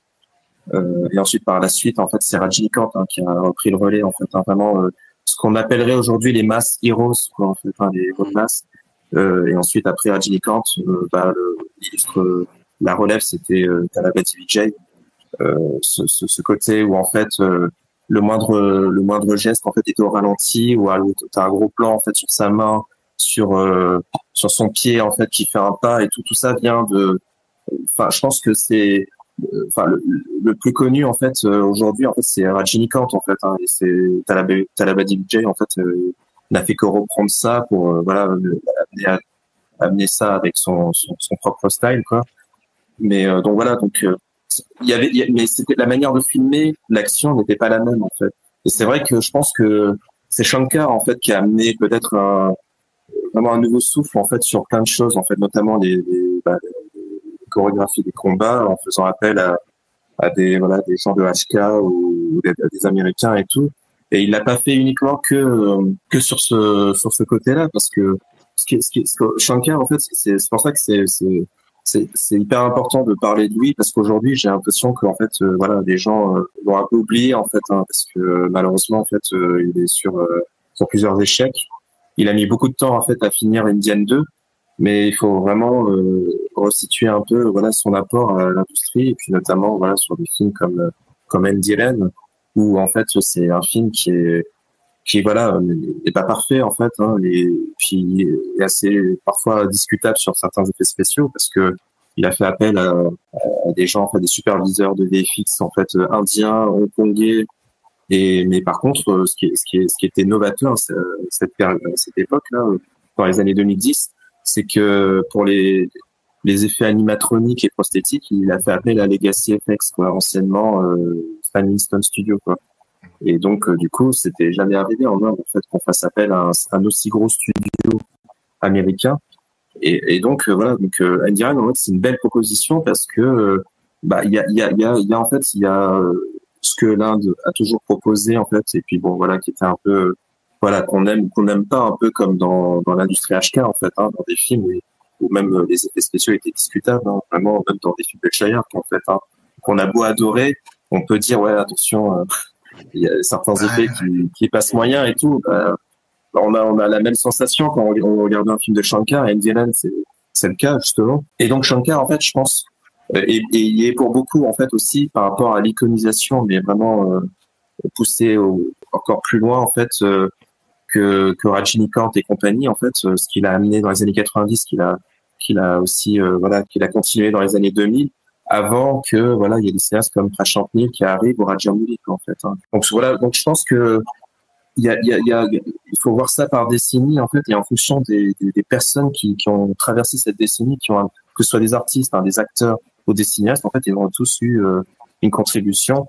Et aujourd'hui, Prashant Nil, en fait, il faut se dire que c'est un peu la synthèse de tout ça, quoi, en fait, et du coup qui plaît en fait, parce que quand on voit le succès de KGF ou de Salar, en fait, on se dit que c'est basé beaucoup là-dessus en fait, il y a un côté très shakespearien en même temps, et puis en même temps c'est l'action qui domine le récit, et puis et si on n'a pas Rocky Bai ou en fait Prabhas qui pose pas, en fait, on n'a pas l'impression d'être dans un film de Prashant Nil, quoi. Donc il y a une identité qui est propre en fait à un cinéaste en fait qui pousse à son paroxysme.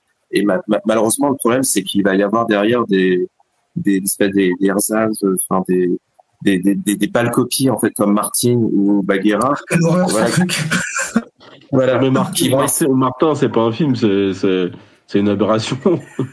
Moi, j'ai quand même bien rigolé. C'était nul, mais qu'est-ce que j'ai rigolé, ça.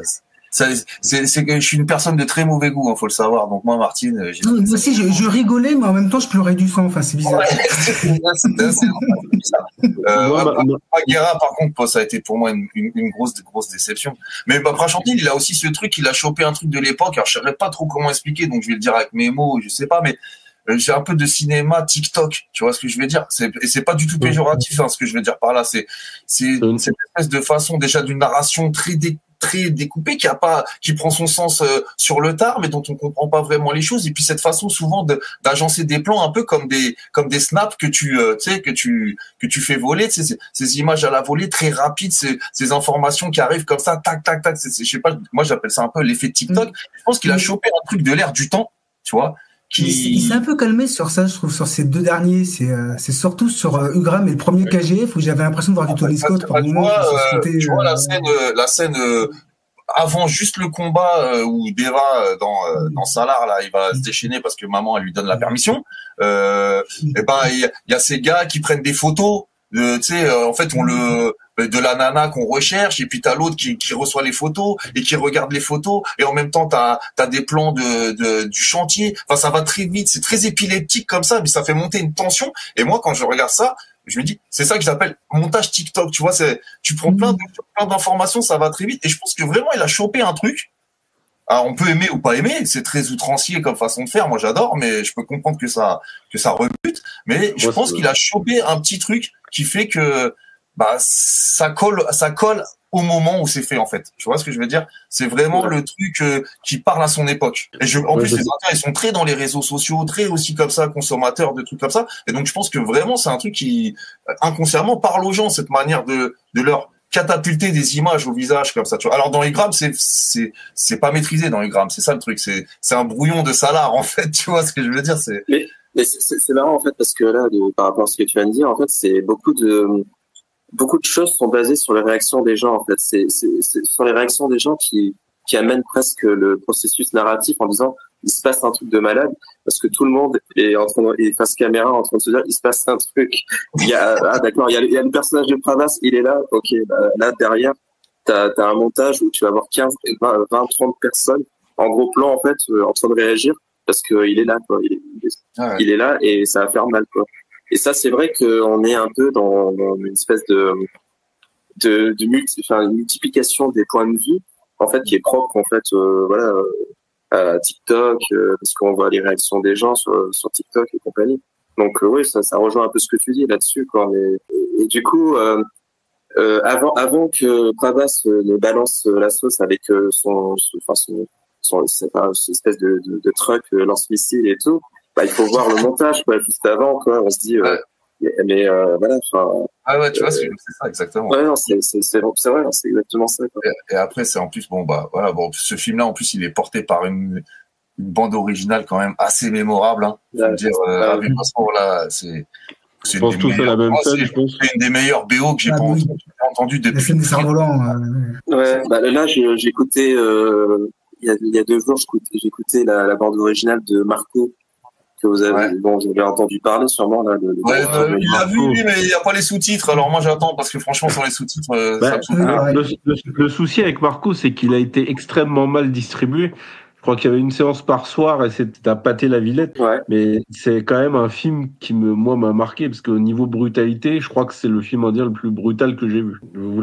Personne l'a vu? Non, je l'ai pas. Moi, je l'ai pas. Il n'y a pas de sous-titres, donc j'ai pas regardé. Regarde ça, c'est un truc de fou, c'est un truc de dingue et tout, c'est cruel et tout. Elle me dit, mais il n'y a pas les sous-titres. Il me dit non. Je dis, non, mais moi, je peux pas le regarder. J'ai envie de comprendre l'histoire. Quand on regarde des films indiens, faut s'adapter. Des fois, t'as pas de sous-titres. Des fois, t'as des sous-titres en anglais, mais qui sont décalés. Ouais, voilà. Franchement, j'ai regardé pas mal de films indiens, alors particulièrement de l'industrie de Bollywood. J'allais les acheter dans le quartier indien, Gare du Nord, Château d'Eau, tout ça. Et souvent, tu t'adaptes à ce qu'on te donne, c'est-à-dire c'est souvent des versions pirates et les sous-titres, c'est rarement de bonne qualité, mais ton cerveau prend le coup au bout d'un moment et t'arrives quand même à suivre. Mais là, Marco, franchement, c'était incroyable. C'est un très bon film d'action.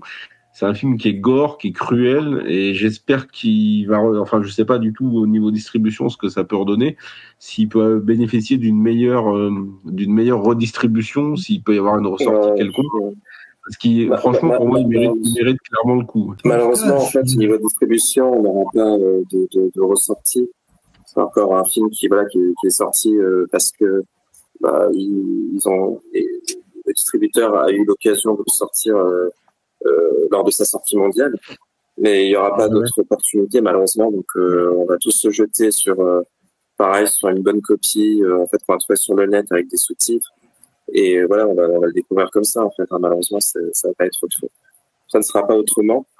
Et puis qu'un distributeur un peu plus, powerful, le sorte en France ou le sorte en DVD Blu-ray, ça, j'y crois pas, malheureusement. Et ça me fait penser, comme on parlait d'iconisation, de traitement de l'action, quelqu'un qui est complètement différent et qui a complètement fait un traitement différent, mais qui a iconisé aussi de manière super mémorable son héros, et qui s'inscrit encore plus, lui, vraiment, dans une synthèse, pour moi, de cinéma social et de cinéma qui t'en met plein la tête et plein la vue. C'est Dhanush avec Ryan cette année, qui, moi, a été un de mes films préférés de l'année. Vraiment, c'est un film qui m'a percuté, mais dans tous les sens du terme.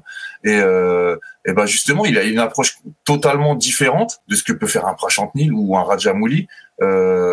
Aurélien, qu'est-ce que t'aurais des trucs à dire toi sur ce film, sur l'approche de Dhanush? C'est ça, c'est que en vérité, le blockbuster indien, il est tellement pluriel. Tu vois ce que je veux dire? Oui, mais en fait, l'approche de Dhanush, ça m'a paru différent. Alors déjà, je trouve que c'est un film qui...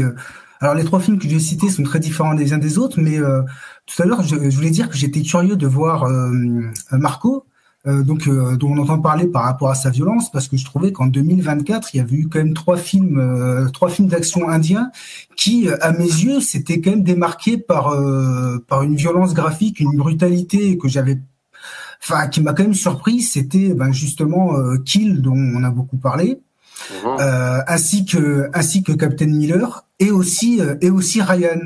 Mais Ryan, je trouve qu'il se démarque dans le sens où, mis à part le climax final qui ressemble vraiment à un pur moment de, presque d'heroic fantasy. Je veux dire, là, on part vraiment dans le mythologique pur et dur. Mais sinon, je trouve que les autres passages d'action de Ryan sont, alors, surtout de par les choix chromatiques, vraiment l'utilisation de la lumière, même de l'ambiance qui est créée, et même du rythme, il y a quelque chose des fois d'assez proche du cinéma fantastique, voire du cinéma d'horreur en fait, dans la façon de filmer l'action.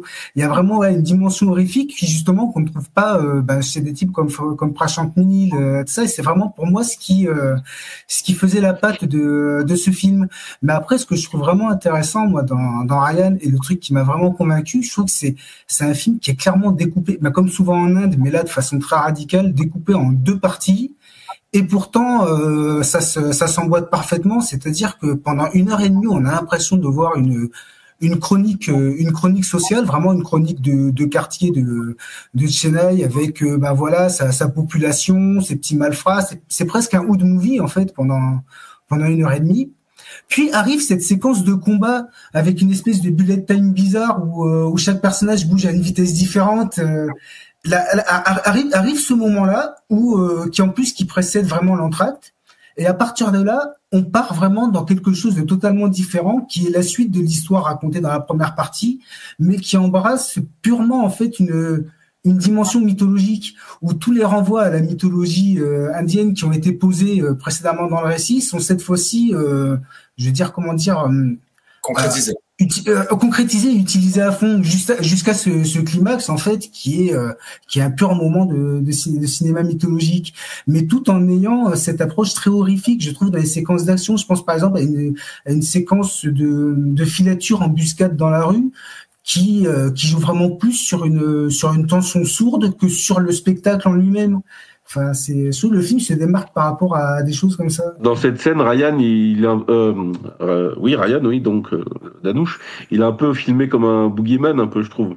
Ouais, une espèce de scène de track, effectivement, comme tu dis, il est clairement, c'est clairement le monstre un peu dans l'ombre qui surgit un petit peu à l'improviste. Ouais, c'est un peu genre tu prends, c'est moi j'avais l'impression vraiment de voir un mix entre Karnan, Brahma Yugam et Salar, tu vois. C'est vraiment un film surprenant, vraiment. Je m'arrête sur ce film-là parce que vraiment, moi, c'est quelque chose qui m'a mis vraiment le cul par terre. Ce qui est encore plus incroyable, c'est que c'est un deuxième film, en fait. C'est la réalisation de Dhanush.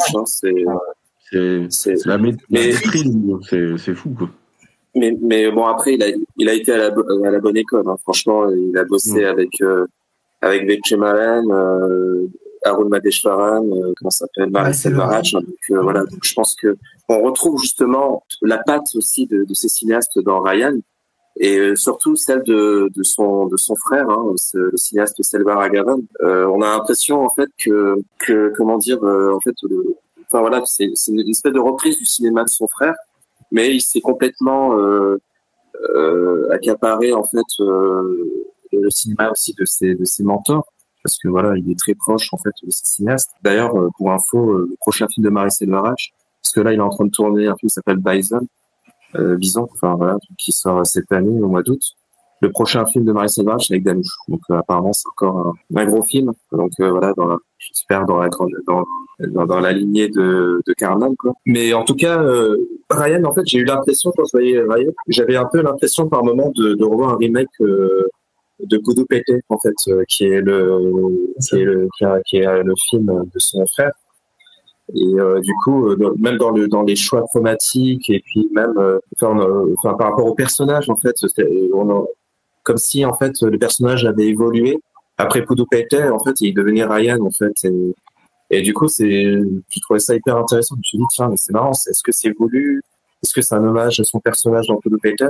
Il y a quand même beaucoup d'interrogations et des choses assez intéressantes qu'on pourrait analyser, les liens entre Pudupeter et Ryan. Et en fait, aussi Ryan, quand on voit Ryan, en fait, on se dit qu'il pourrait faire la suite d'un autre grand film, en fait, que j'adore, moi, réalisé par Richie Marel, qui s'appelle Vada Chennai, en fait, voilà, qui est un film très, très scorsésien.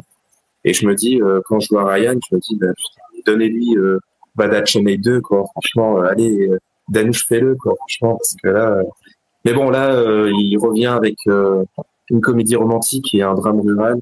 Bon, voilà. Enfin.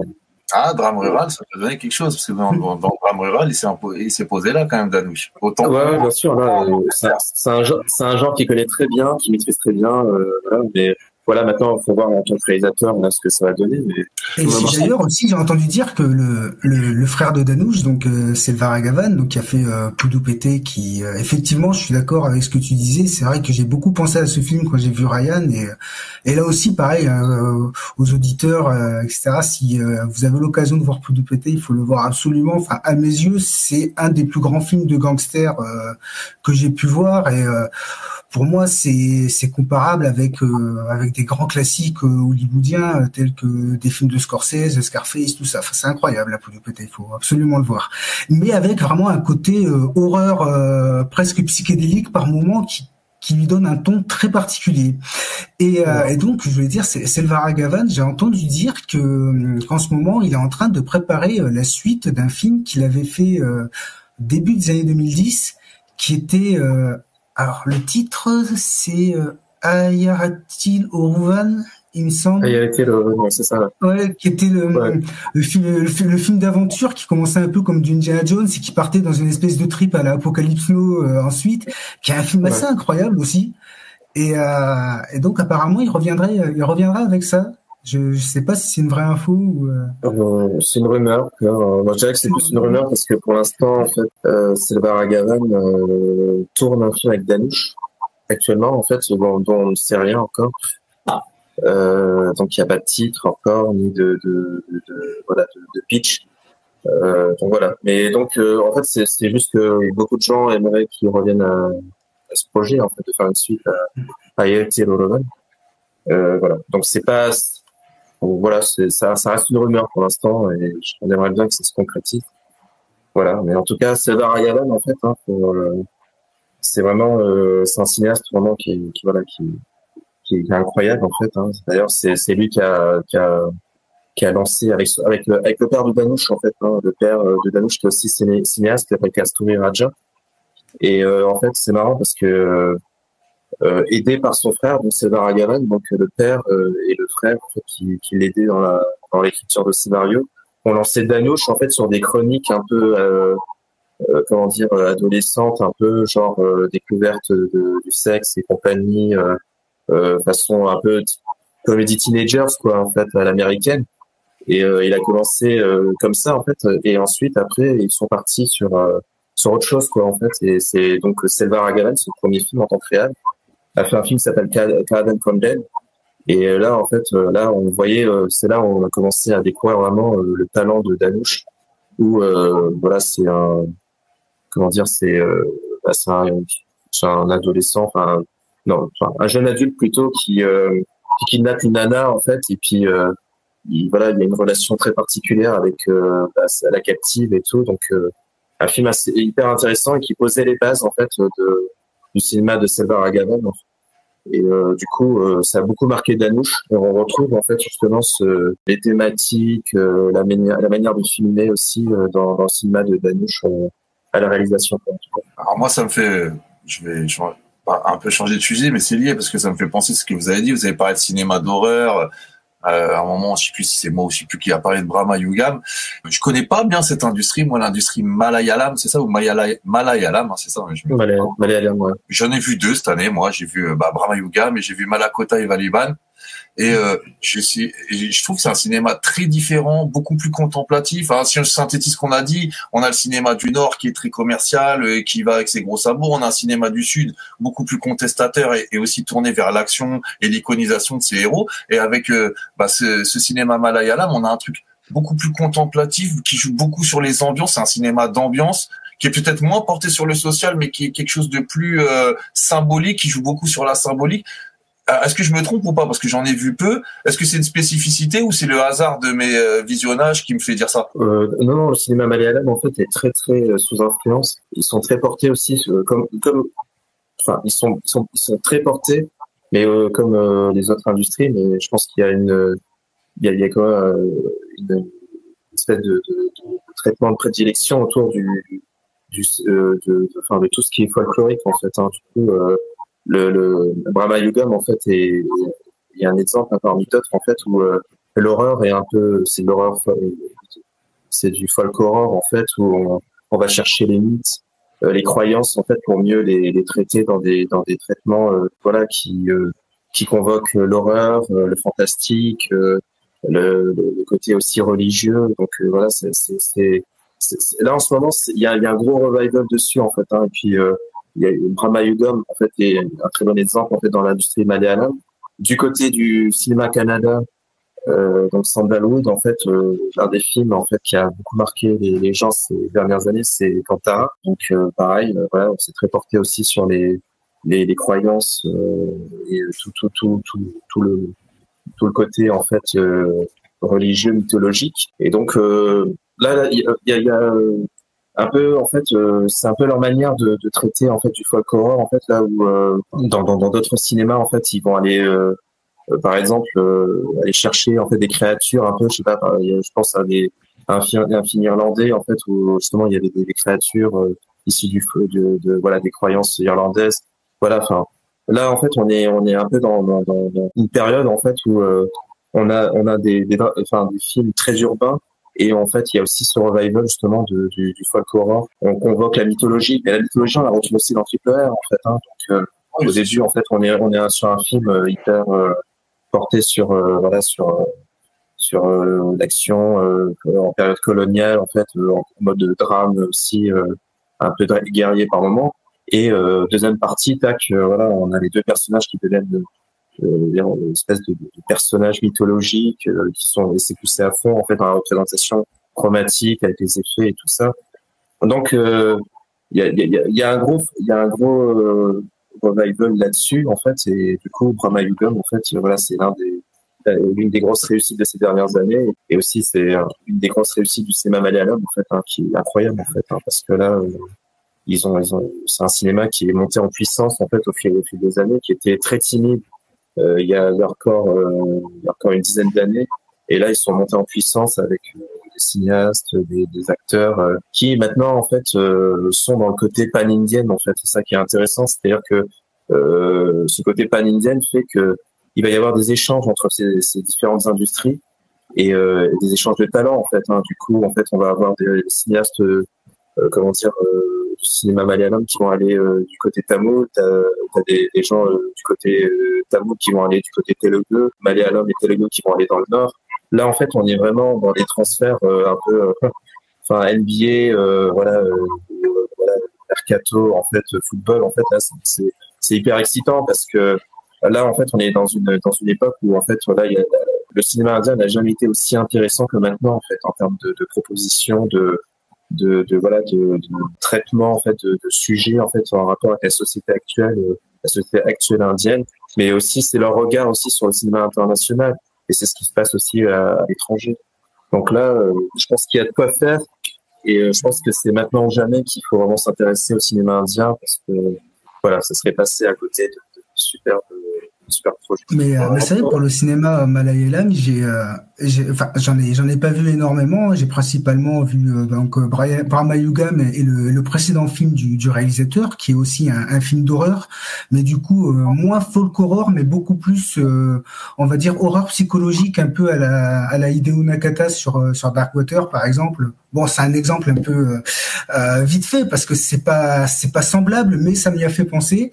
Mais c'est vrai que sinon dans les films de cet état, j'ai l'impression qu'il y a quand même une grosse influence qu'il y a un cinéaste quand même qui est assez influent, c'est Pellissieri, étant donné que d'autres cinéastes comme Papachan, ça viennent de la même famille, et c'est vrai qu'ils ont une patte très particulière. C'est des cinéastes qui n'hésitent pas à verser plus que le symbolisme, dans le psychédélisme total, des fois en déconstruisant totalement les récits.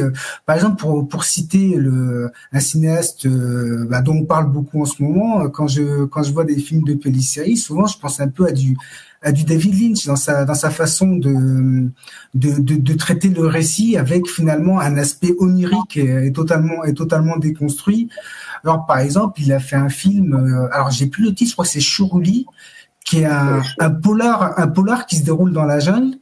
Et plus le film avance, plus on se dit c'est peut-être pas exactement un polar, pour ensuite basculer dans autre chose et c'est du Twin Peaks. En fait, j'en dis pas plus, mais il y a quelque chose de très Twin Peaks dans ce film, et c'est très intéressant. Et j'ai vraiment l'impression que lui et sa famille de réalisateurs influent pas mal ce qui peut se faire dans cet état. Mais après, ceci dit, il y a aussi par exemple des propositions des films qui ont bien marché, qui ont fait parler d'eux, qui sont finalement assez semblables à ce qu'on peut voir dans d'autres états. Je pense par exemple à un film malayalam que j'ai beaucoup aimé cette année, qui s'appelle Avesham. Et Avesham, en fait, c'est un film qui m'a beaucoup fait penser à ce que peut faire Kartik Subbaraj.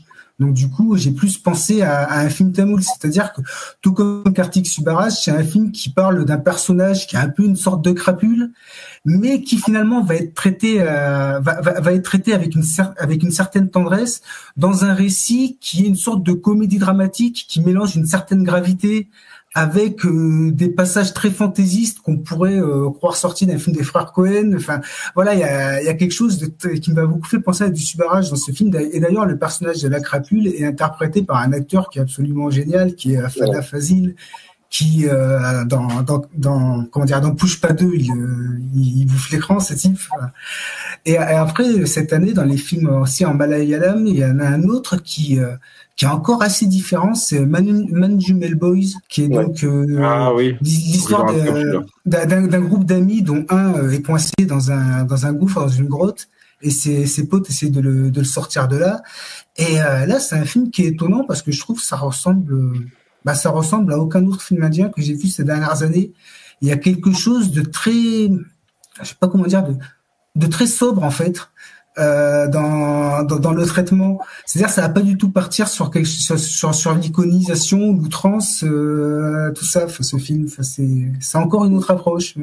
Mais en même temps, en fait, après faut le savoir, c'est que Manjumel Boys, en fait, est finalement un film très méta, parce que le cinéaste rend hommage à un film tamoul à travers Manjumel Boys. On voit des extraits dans le film justement. Oui. Un film avec Kamal Hassan qui s'appelle Guna. Et justement, en fait, ils ont tourné dans la même grotte, en fait, justement. Et du coup, ça devient incroyable, en fait, parce que du coup, il y a une mise en abîme, en fait, sur le film avec ces gars qui sont fans du film. Et par rapport à ce qui leur arrive, enfin, le cinéaste, en tout cas, Shidam Balam, en fait, a fait un sacré travail d'écriture là-dessus. Et ça a pas loupé, hein, gros succès. Et ça a permis aussi de découvrir donc ce très beau film en fait qui s'appelle Guna, avec Kamal Hassan en fait, qui parle d'un personnage très candide qui kidnappe une fille en fait et qui l'amène dans une grotte et du coup lui en fait c'est un personnage qu'il a fantasmé et comment en fait il a rêvé de cette fille en fait, hein, et du coup pour lui c'est la réincarnation en fait de ce personnage fantasmagorique. Et enfin voilà, en tout cas pour revenir à Manjumel Boys, c'est un bel hommage au film, mais en même temps il a sa propre personnalité. Et le cinéma malayalam, c'est ça en fait, hein, c'est que c'est des films sous influence, mais ils se démarquent tellement en fait, comme disait très bien Yorena, c'est que il y a souvent une ambiance très lynchienne, psychanalytique.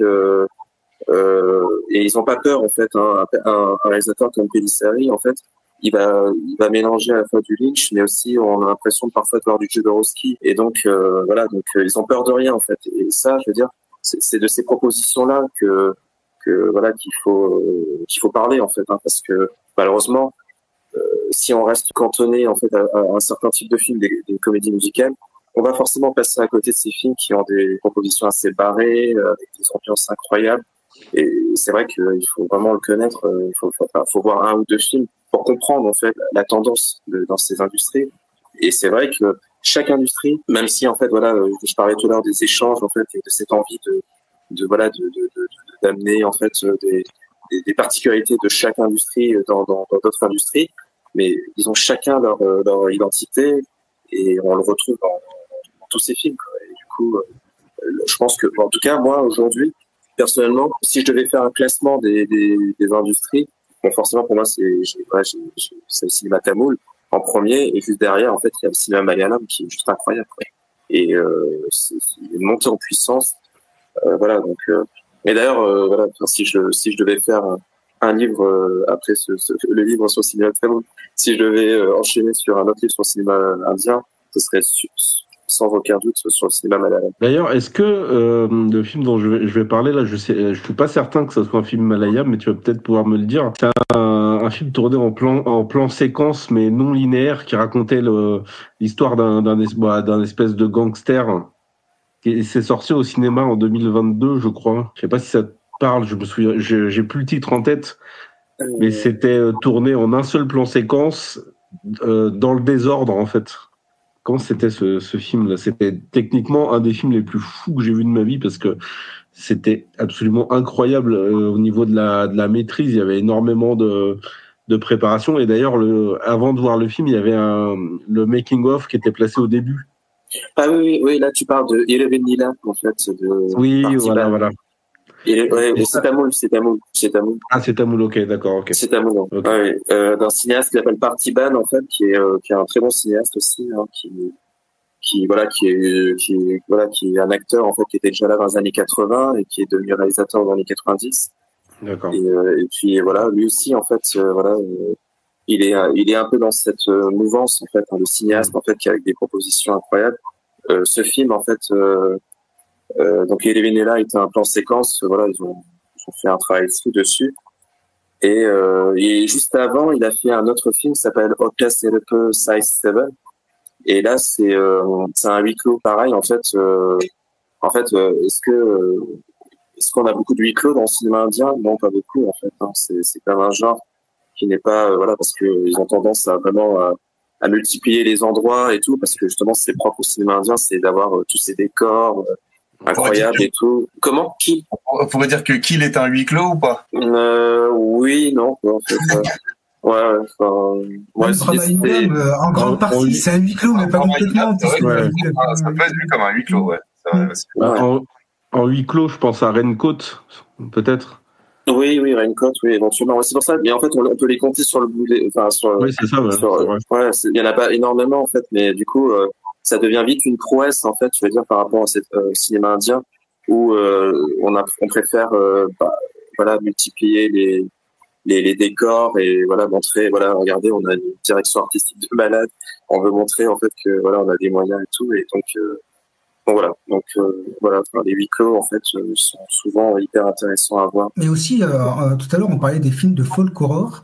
Alors j'avais vu il y a quelques mois un film que j'avais trouvé vraiment passionnant et d'une industrie dont j'ai l'impression on ne parle jamais. C'est un film qui vient de l'État d'Assam, qui s'appelle Kotanudi River of Fable, enfin la Fables, la rivière des fables, qui est un film à sketch où il y a 4-5 histoires de folk horror qui sont racontées en parallèle et qui se croisent sur certains aspects.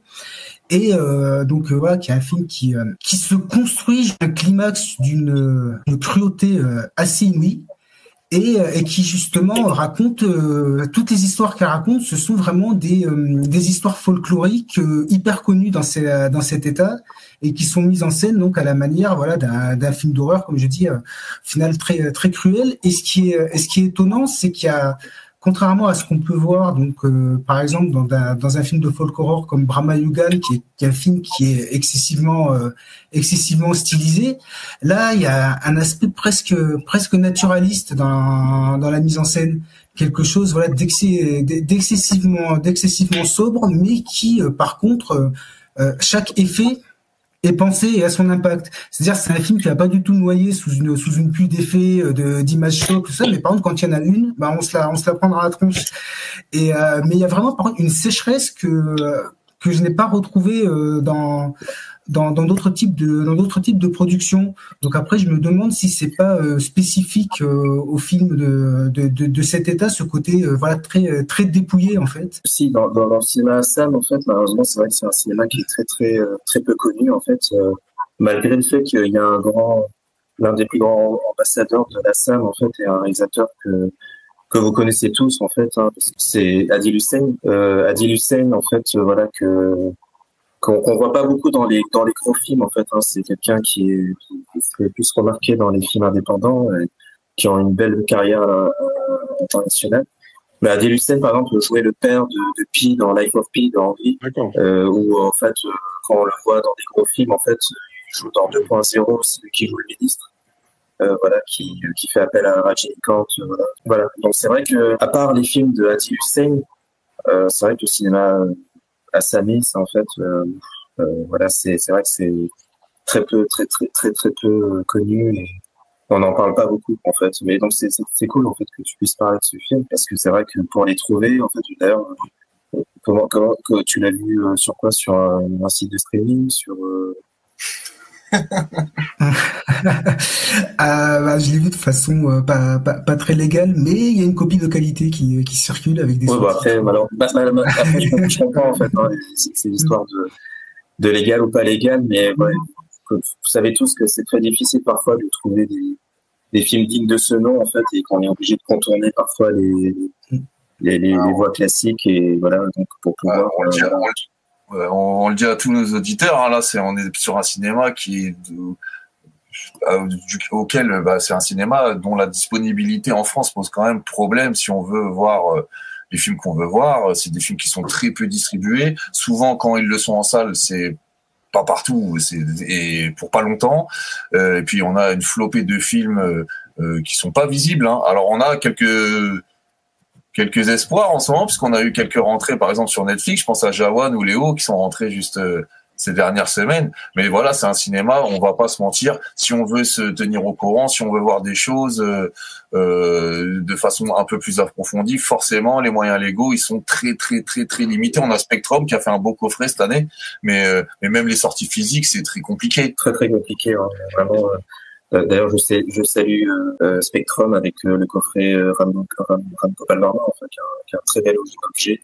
Et puis le contenu est vraiment incroyable, parce que je pense pas qu'il y a beaucoup de pays en fait qui s'intéressent à Ram Gopal Varma. Donc ils ont fait un très bon boulot avec des super bonus, donc je le recommande vivement. Et oui, malheureusement en fait, format physique, en fait, on n'a pas grand chose en fait, parce que à part encore une fois en fait des films du Nord, en fait, on a eu Krish 3. On a eu Bajrami Mastani, je crois, c'est ça. Encore une fois, en fait, on n'est pas gâté à ce niveau-là, et donc on est obligé de passer par des sites, des sites, que je vais pas citer, mais où on peut trouver, des films avec des sous-titres. Et je pense que c'est à saluer, parce que sinon, en fait, on passe complètement à côté de ces films.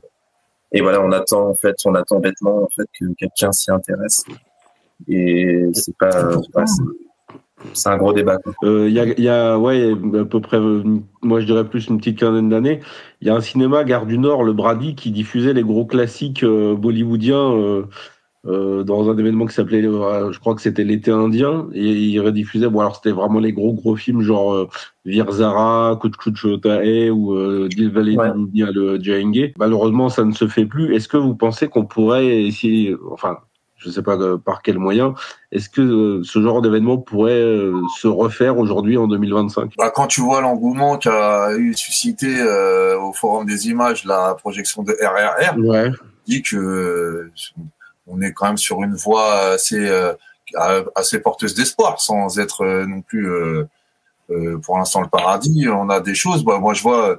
Je suis parti voir le dernier film indien que j'ai vu au cinéma. C'était quoi? C'était Pushpa 2. La salle était pleine, et il y avait pas que des Indiens.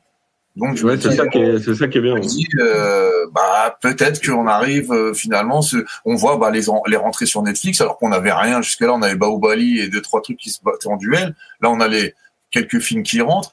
Peut-être que peu à peu, on est en train de se rendre compte que ce cinéma, il peut susciter un intérêt et que c'est une contre-proposition tout à fait légitime et aussi bien maîtrisée que n'importe quel blockbuster américain. Je veux dire, c'est un truc qui peut plaire en Europe ou en Occident, quoi. C'est un cinéma qui est quand même assez ouvert pour pouvoir plaire aux masses, même. Ouais, non, mais après, moi, ce que je voulais dire tout à l'heure, c'est que je me souviens qu'il y a un peu moins d'une vingtaine d'années, enfin entre 2006 et 2008, grosso modo, il y avait des éditeurs DVD en France. Alors j'ai plus vraiment le nom de l'éditeur qui sortait pas mal. C'était Bollywood Times, je crois. Qui sortait pas mal de films indiens. Justement, ils avaient sorti les Kuch Kuch Hotae, Black. Ils avaient sorti Doom aussi. Pas mal de titres comme ça. C'est Bodega en fait. C'était une filiale de Carlotta. D'accord. Donc ils avaient créé en fait Bodega en fait pour sortir des films indiens, notamment tout le catalogue. Enfin, ce qu'ils avaient du catalogue du Yash Raj Film, en fait, c'était les productions Yash Raj Film. Donc, du coup, il y avait Bollywood Times, mais Black, Kuch Kuch Hotae, c'était plus, c'était Bodega, en fait. D'accord. Donc, c'était Carlotta, en fait. C'est Carlotta, en fait, Bodega. Et malheureusement, en fait, ils ont arrêté parce que ça marchait pas tant que ça. Et pour parler de distribution, en fait, ou de projection, malheureusement, en fait, on est vraiment sur un cinéma de niche, en fait, mais qui prend de l'ampleur, en fait. Ça, il faut pas sous-estimer l'engouement qu'il y a autour du cinéma indien, et spécialement du cinéma sud-indien. Mais le problème, c'est que il y a un gros travail encore derrière, en fait, parce que pour fédérer, pour démocratiser, parce que les films que vous voyez vous en salle, en fait, ça reste quand même une dizaine, voire parfois 30, 40 salles. On est sur 60, 80 salles pour des films de Talabiti Vijay. Mais sinon, les quelques films qui sortent chaque semaine, on est vraiment sur une combinaison très, très, très réduite. Et le problème aussi, c'est qu'on a de moins en moins de films, en fait, qui sortent sur Paris Intramuros. En fait, on est surtout sur des salles de banlieue, CGR, Kinépolis, des pâtés qui sont en banlieue. Et c'est vrai que ça décourage beaucoup les gens, en fait, d'y aller, quoi. Je sais comment ça s'y mettre, hein. Moi, j'ai vu, Amaran, oui, ils essayent, mais on est encore loin de ce qu'ils pourraient faire encore plus, parce que si on met, par exemple, un Léo, en fait, au hall, vraiment, des séances toute la journée, je pense qu'il y a moyen de faire quelque chose, quoi, en fait, de faire bouger les choses, parce que les gens, en fait, il y a beaucoup de gens qui viennent, qui savent pas quoi aller voir, en fait, et ils voient un film, un film indien, en fait, et puis en fait avec une affiche qui soit hyper attractive, ça peut-être donner des idées, mais sauf que si on leur dit toujours mais les films indiens c'est en banlieue, il faut prendre 2 RER pour aller voir un film, il y en a plein qui n'osent pas, en fait, malgré le fait que il y a des salles qui projettent, sur Paris Intramuros, quelques-unes, il y a le Pâté la Villette, il y a parfois le Grand Rex. Le Pâté la Villette, j'ai vu un Salar là ils avaient fait une ressortie cette année là, j'avais été le revoir. J'étais avec mon copain Anton Guzman que j'embrasse. On était 4 dans la salle, c'est ça le problème. Malheureusement, en fait, on est vraiment sur des salles, en fait, qui sont vraiment diamétralement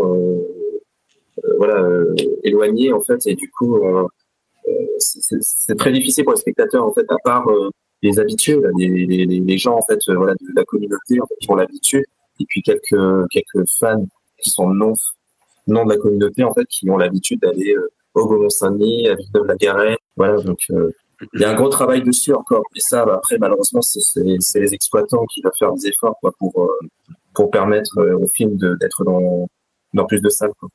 Ouais, c'est vrai que c'est dommage parce que ces derniers mois, il y a eu beaucoup de ressorties de classiques du cinéma tamoul, beaucoup de films avec Vijay. Par exemple, moi, j'adorerais découvrir sur grand écran, genre Gilly, Tupaki, tout ça. C'est systématiquement à Villeneuve-la-Garenne. Moi, c'est à 1h30 de route. Très souvent, le lendemain, je bosse. j'ai pu aller à aucune projection, et c'est dommage parce que c'est vraiment des gros événements. Il n'y a pas que le film qui est diffusé, c'est tout un événement. Il y a un accueil pour le public en plein air, des collations. C'est vraiment un événement. Le cinéma indien est une fête, et là on le voit vraiment avec ses ressorties. Mais c'est dommage effectivement que l'accessibilité soit aussi réduite, quoi. Ah, pour l'instant, il se joue ce cinéma, en tout cas en salle, là où il y a des communautés du sous-continent indien qui sont là. Hein. Moi, je vois dans le secteur, tu vas à Thiers, tu vas à Villeneuve-Saint-Georges, dans le 94, t'en as, parce que c'est là où les communautés sont là. Tu vois, à Créteil, ils en passent pas parce que à Créteil, cette communauté-là est moins présente. C'est ça qui est dommage. C'est que pour l'instant, ça reste cantonné à un public qui connaît ce cinéma, et on n'essaye pas de faire en sorte que ceux qui ne le connaissent pas y jettent un œil. Et même quand on essaye, ça marche pas à tous les coups, parce que je pense par exemple à cette année la sortie de Kill, qui a eu une distribution totalement différente justement des autres films indiens, qui était donc pour le coup distribué, je crois, distribué internationalement par Lionsgate, qui a été donc dans un circuit traditionnel, donc de multiplex, etc., et qui n'était pas diffusé. Genre, la plupart des films indiens, souvent c'est une séance le samedi ou le dimanche, et ça va pas être des séances quotidiennes, ça va pas être une programmation comme les autres films. Kill, lui, était programmé comme n'importe quelle sortie, avec un nombre de copies beaucoup plus conséquent qu'habituellement, et je crois que j'ai entendu dire qu'il avait fait par exemple moins d'entrées que Goat ou que Léo, alors qu'ils ont sorti vraiment de façon, comme je veux dire, beaucoup moins confidentielle. Enfin, donc ça n'a pas pris, quoi.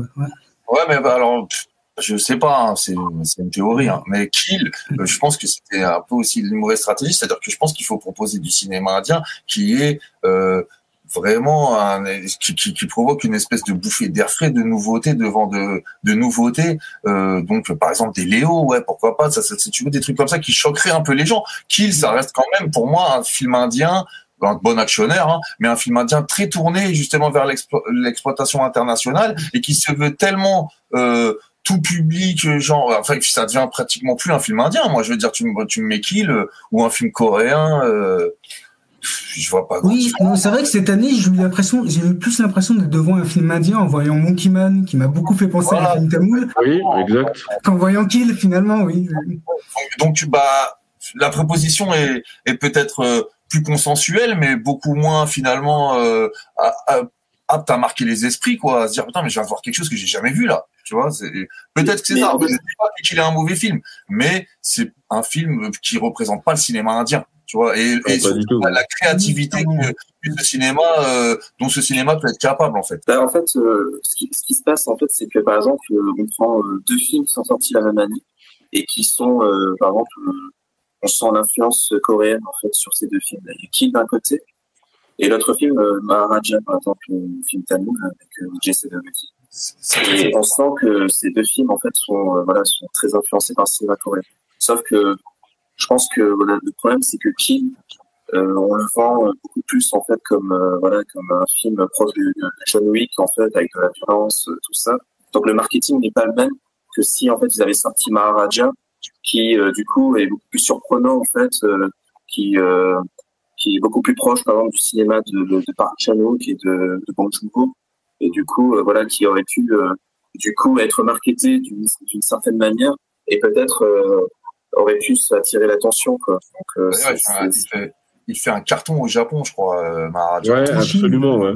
En Chine, au Japon, là. Ouais. Maharaja, c'est un sacré film, hein. Moi, ça a été une énorme claque, hein, quand je l'ai vu en salle. Ouais. Donc là, du coup, je pense que là, du coup, on aurait peut-être donné l'opportunité à Maharaja avec la même combinaison de ça, le même nombre de séances.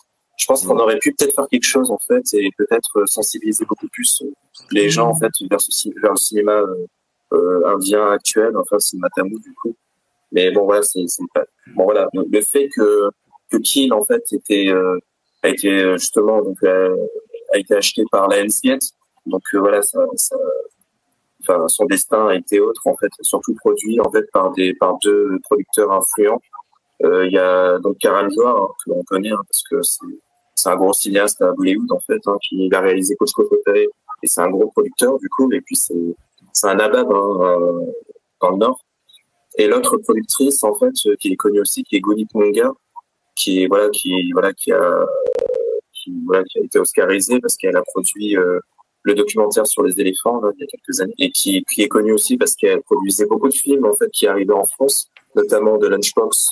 Donc ça aide beaucoup en fait. Hein. Dès qu'on a deux producteurs comme ça derrière un film, bah, ce film a beaucoup plus de chances d'arriver dans nos salles avec une combinaison de salles qui est autre que les films qu'on affectionne et qu'on galère à aller voir le week-end. Ouais, c'est vrai. Il y a un autre film indien, alors qui était pas du tout un film d'action, mais un film policier, qui a eu quand même une assez bonne réception, je crois. C'est Santosh. Ouais, j'ai aimé celui-là et tout ça. Ouais. Il est très bien ce film-là. Hein. Il était très très bien. Il était plutôt bien reçu. Donc j'aimerais bien moi effectivement j'aimerais bien qu'il y ait vraiment des films qui représentent toute la créativité du cinéma indien.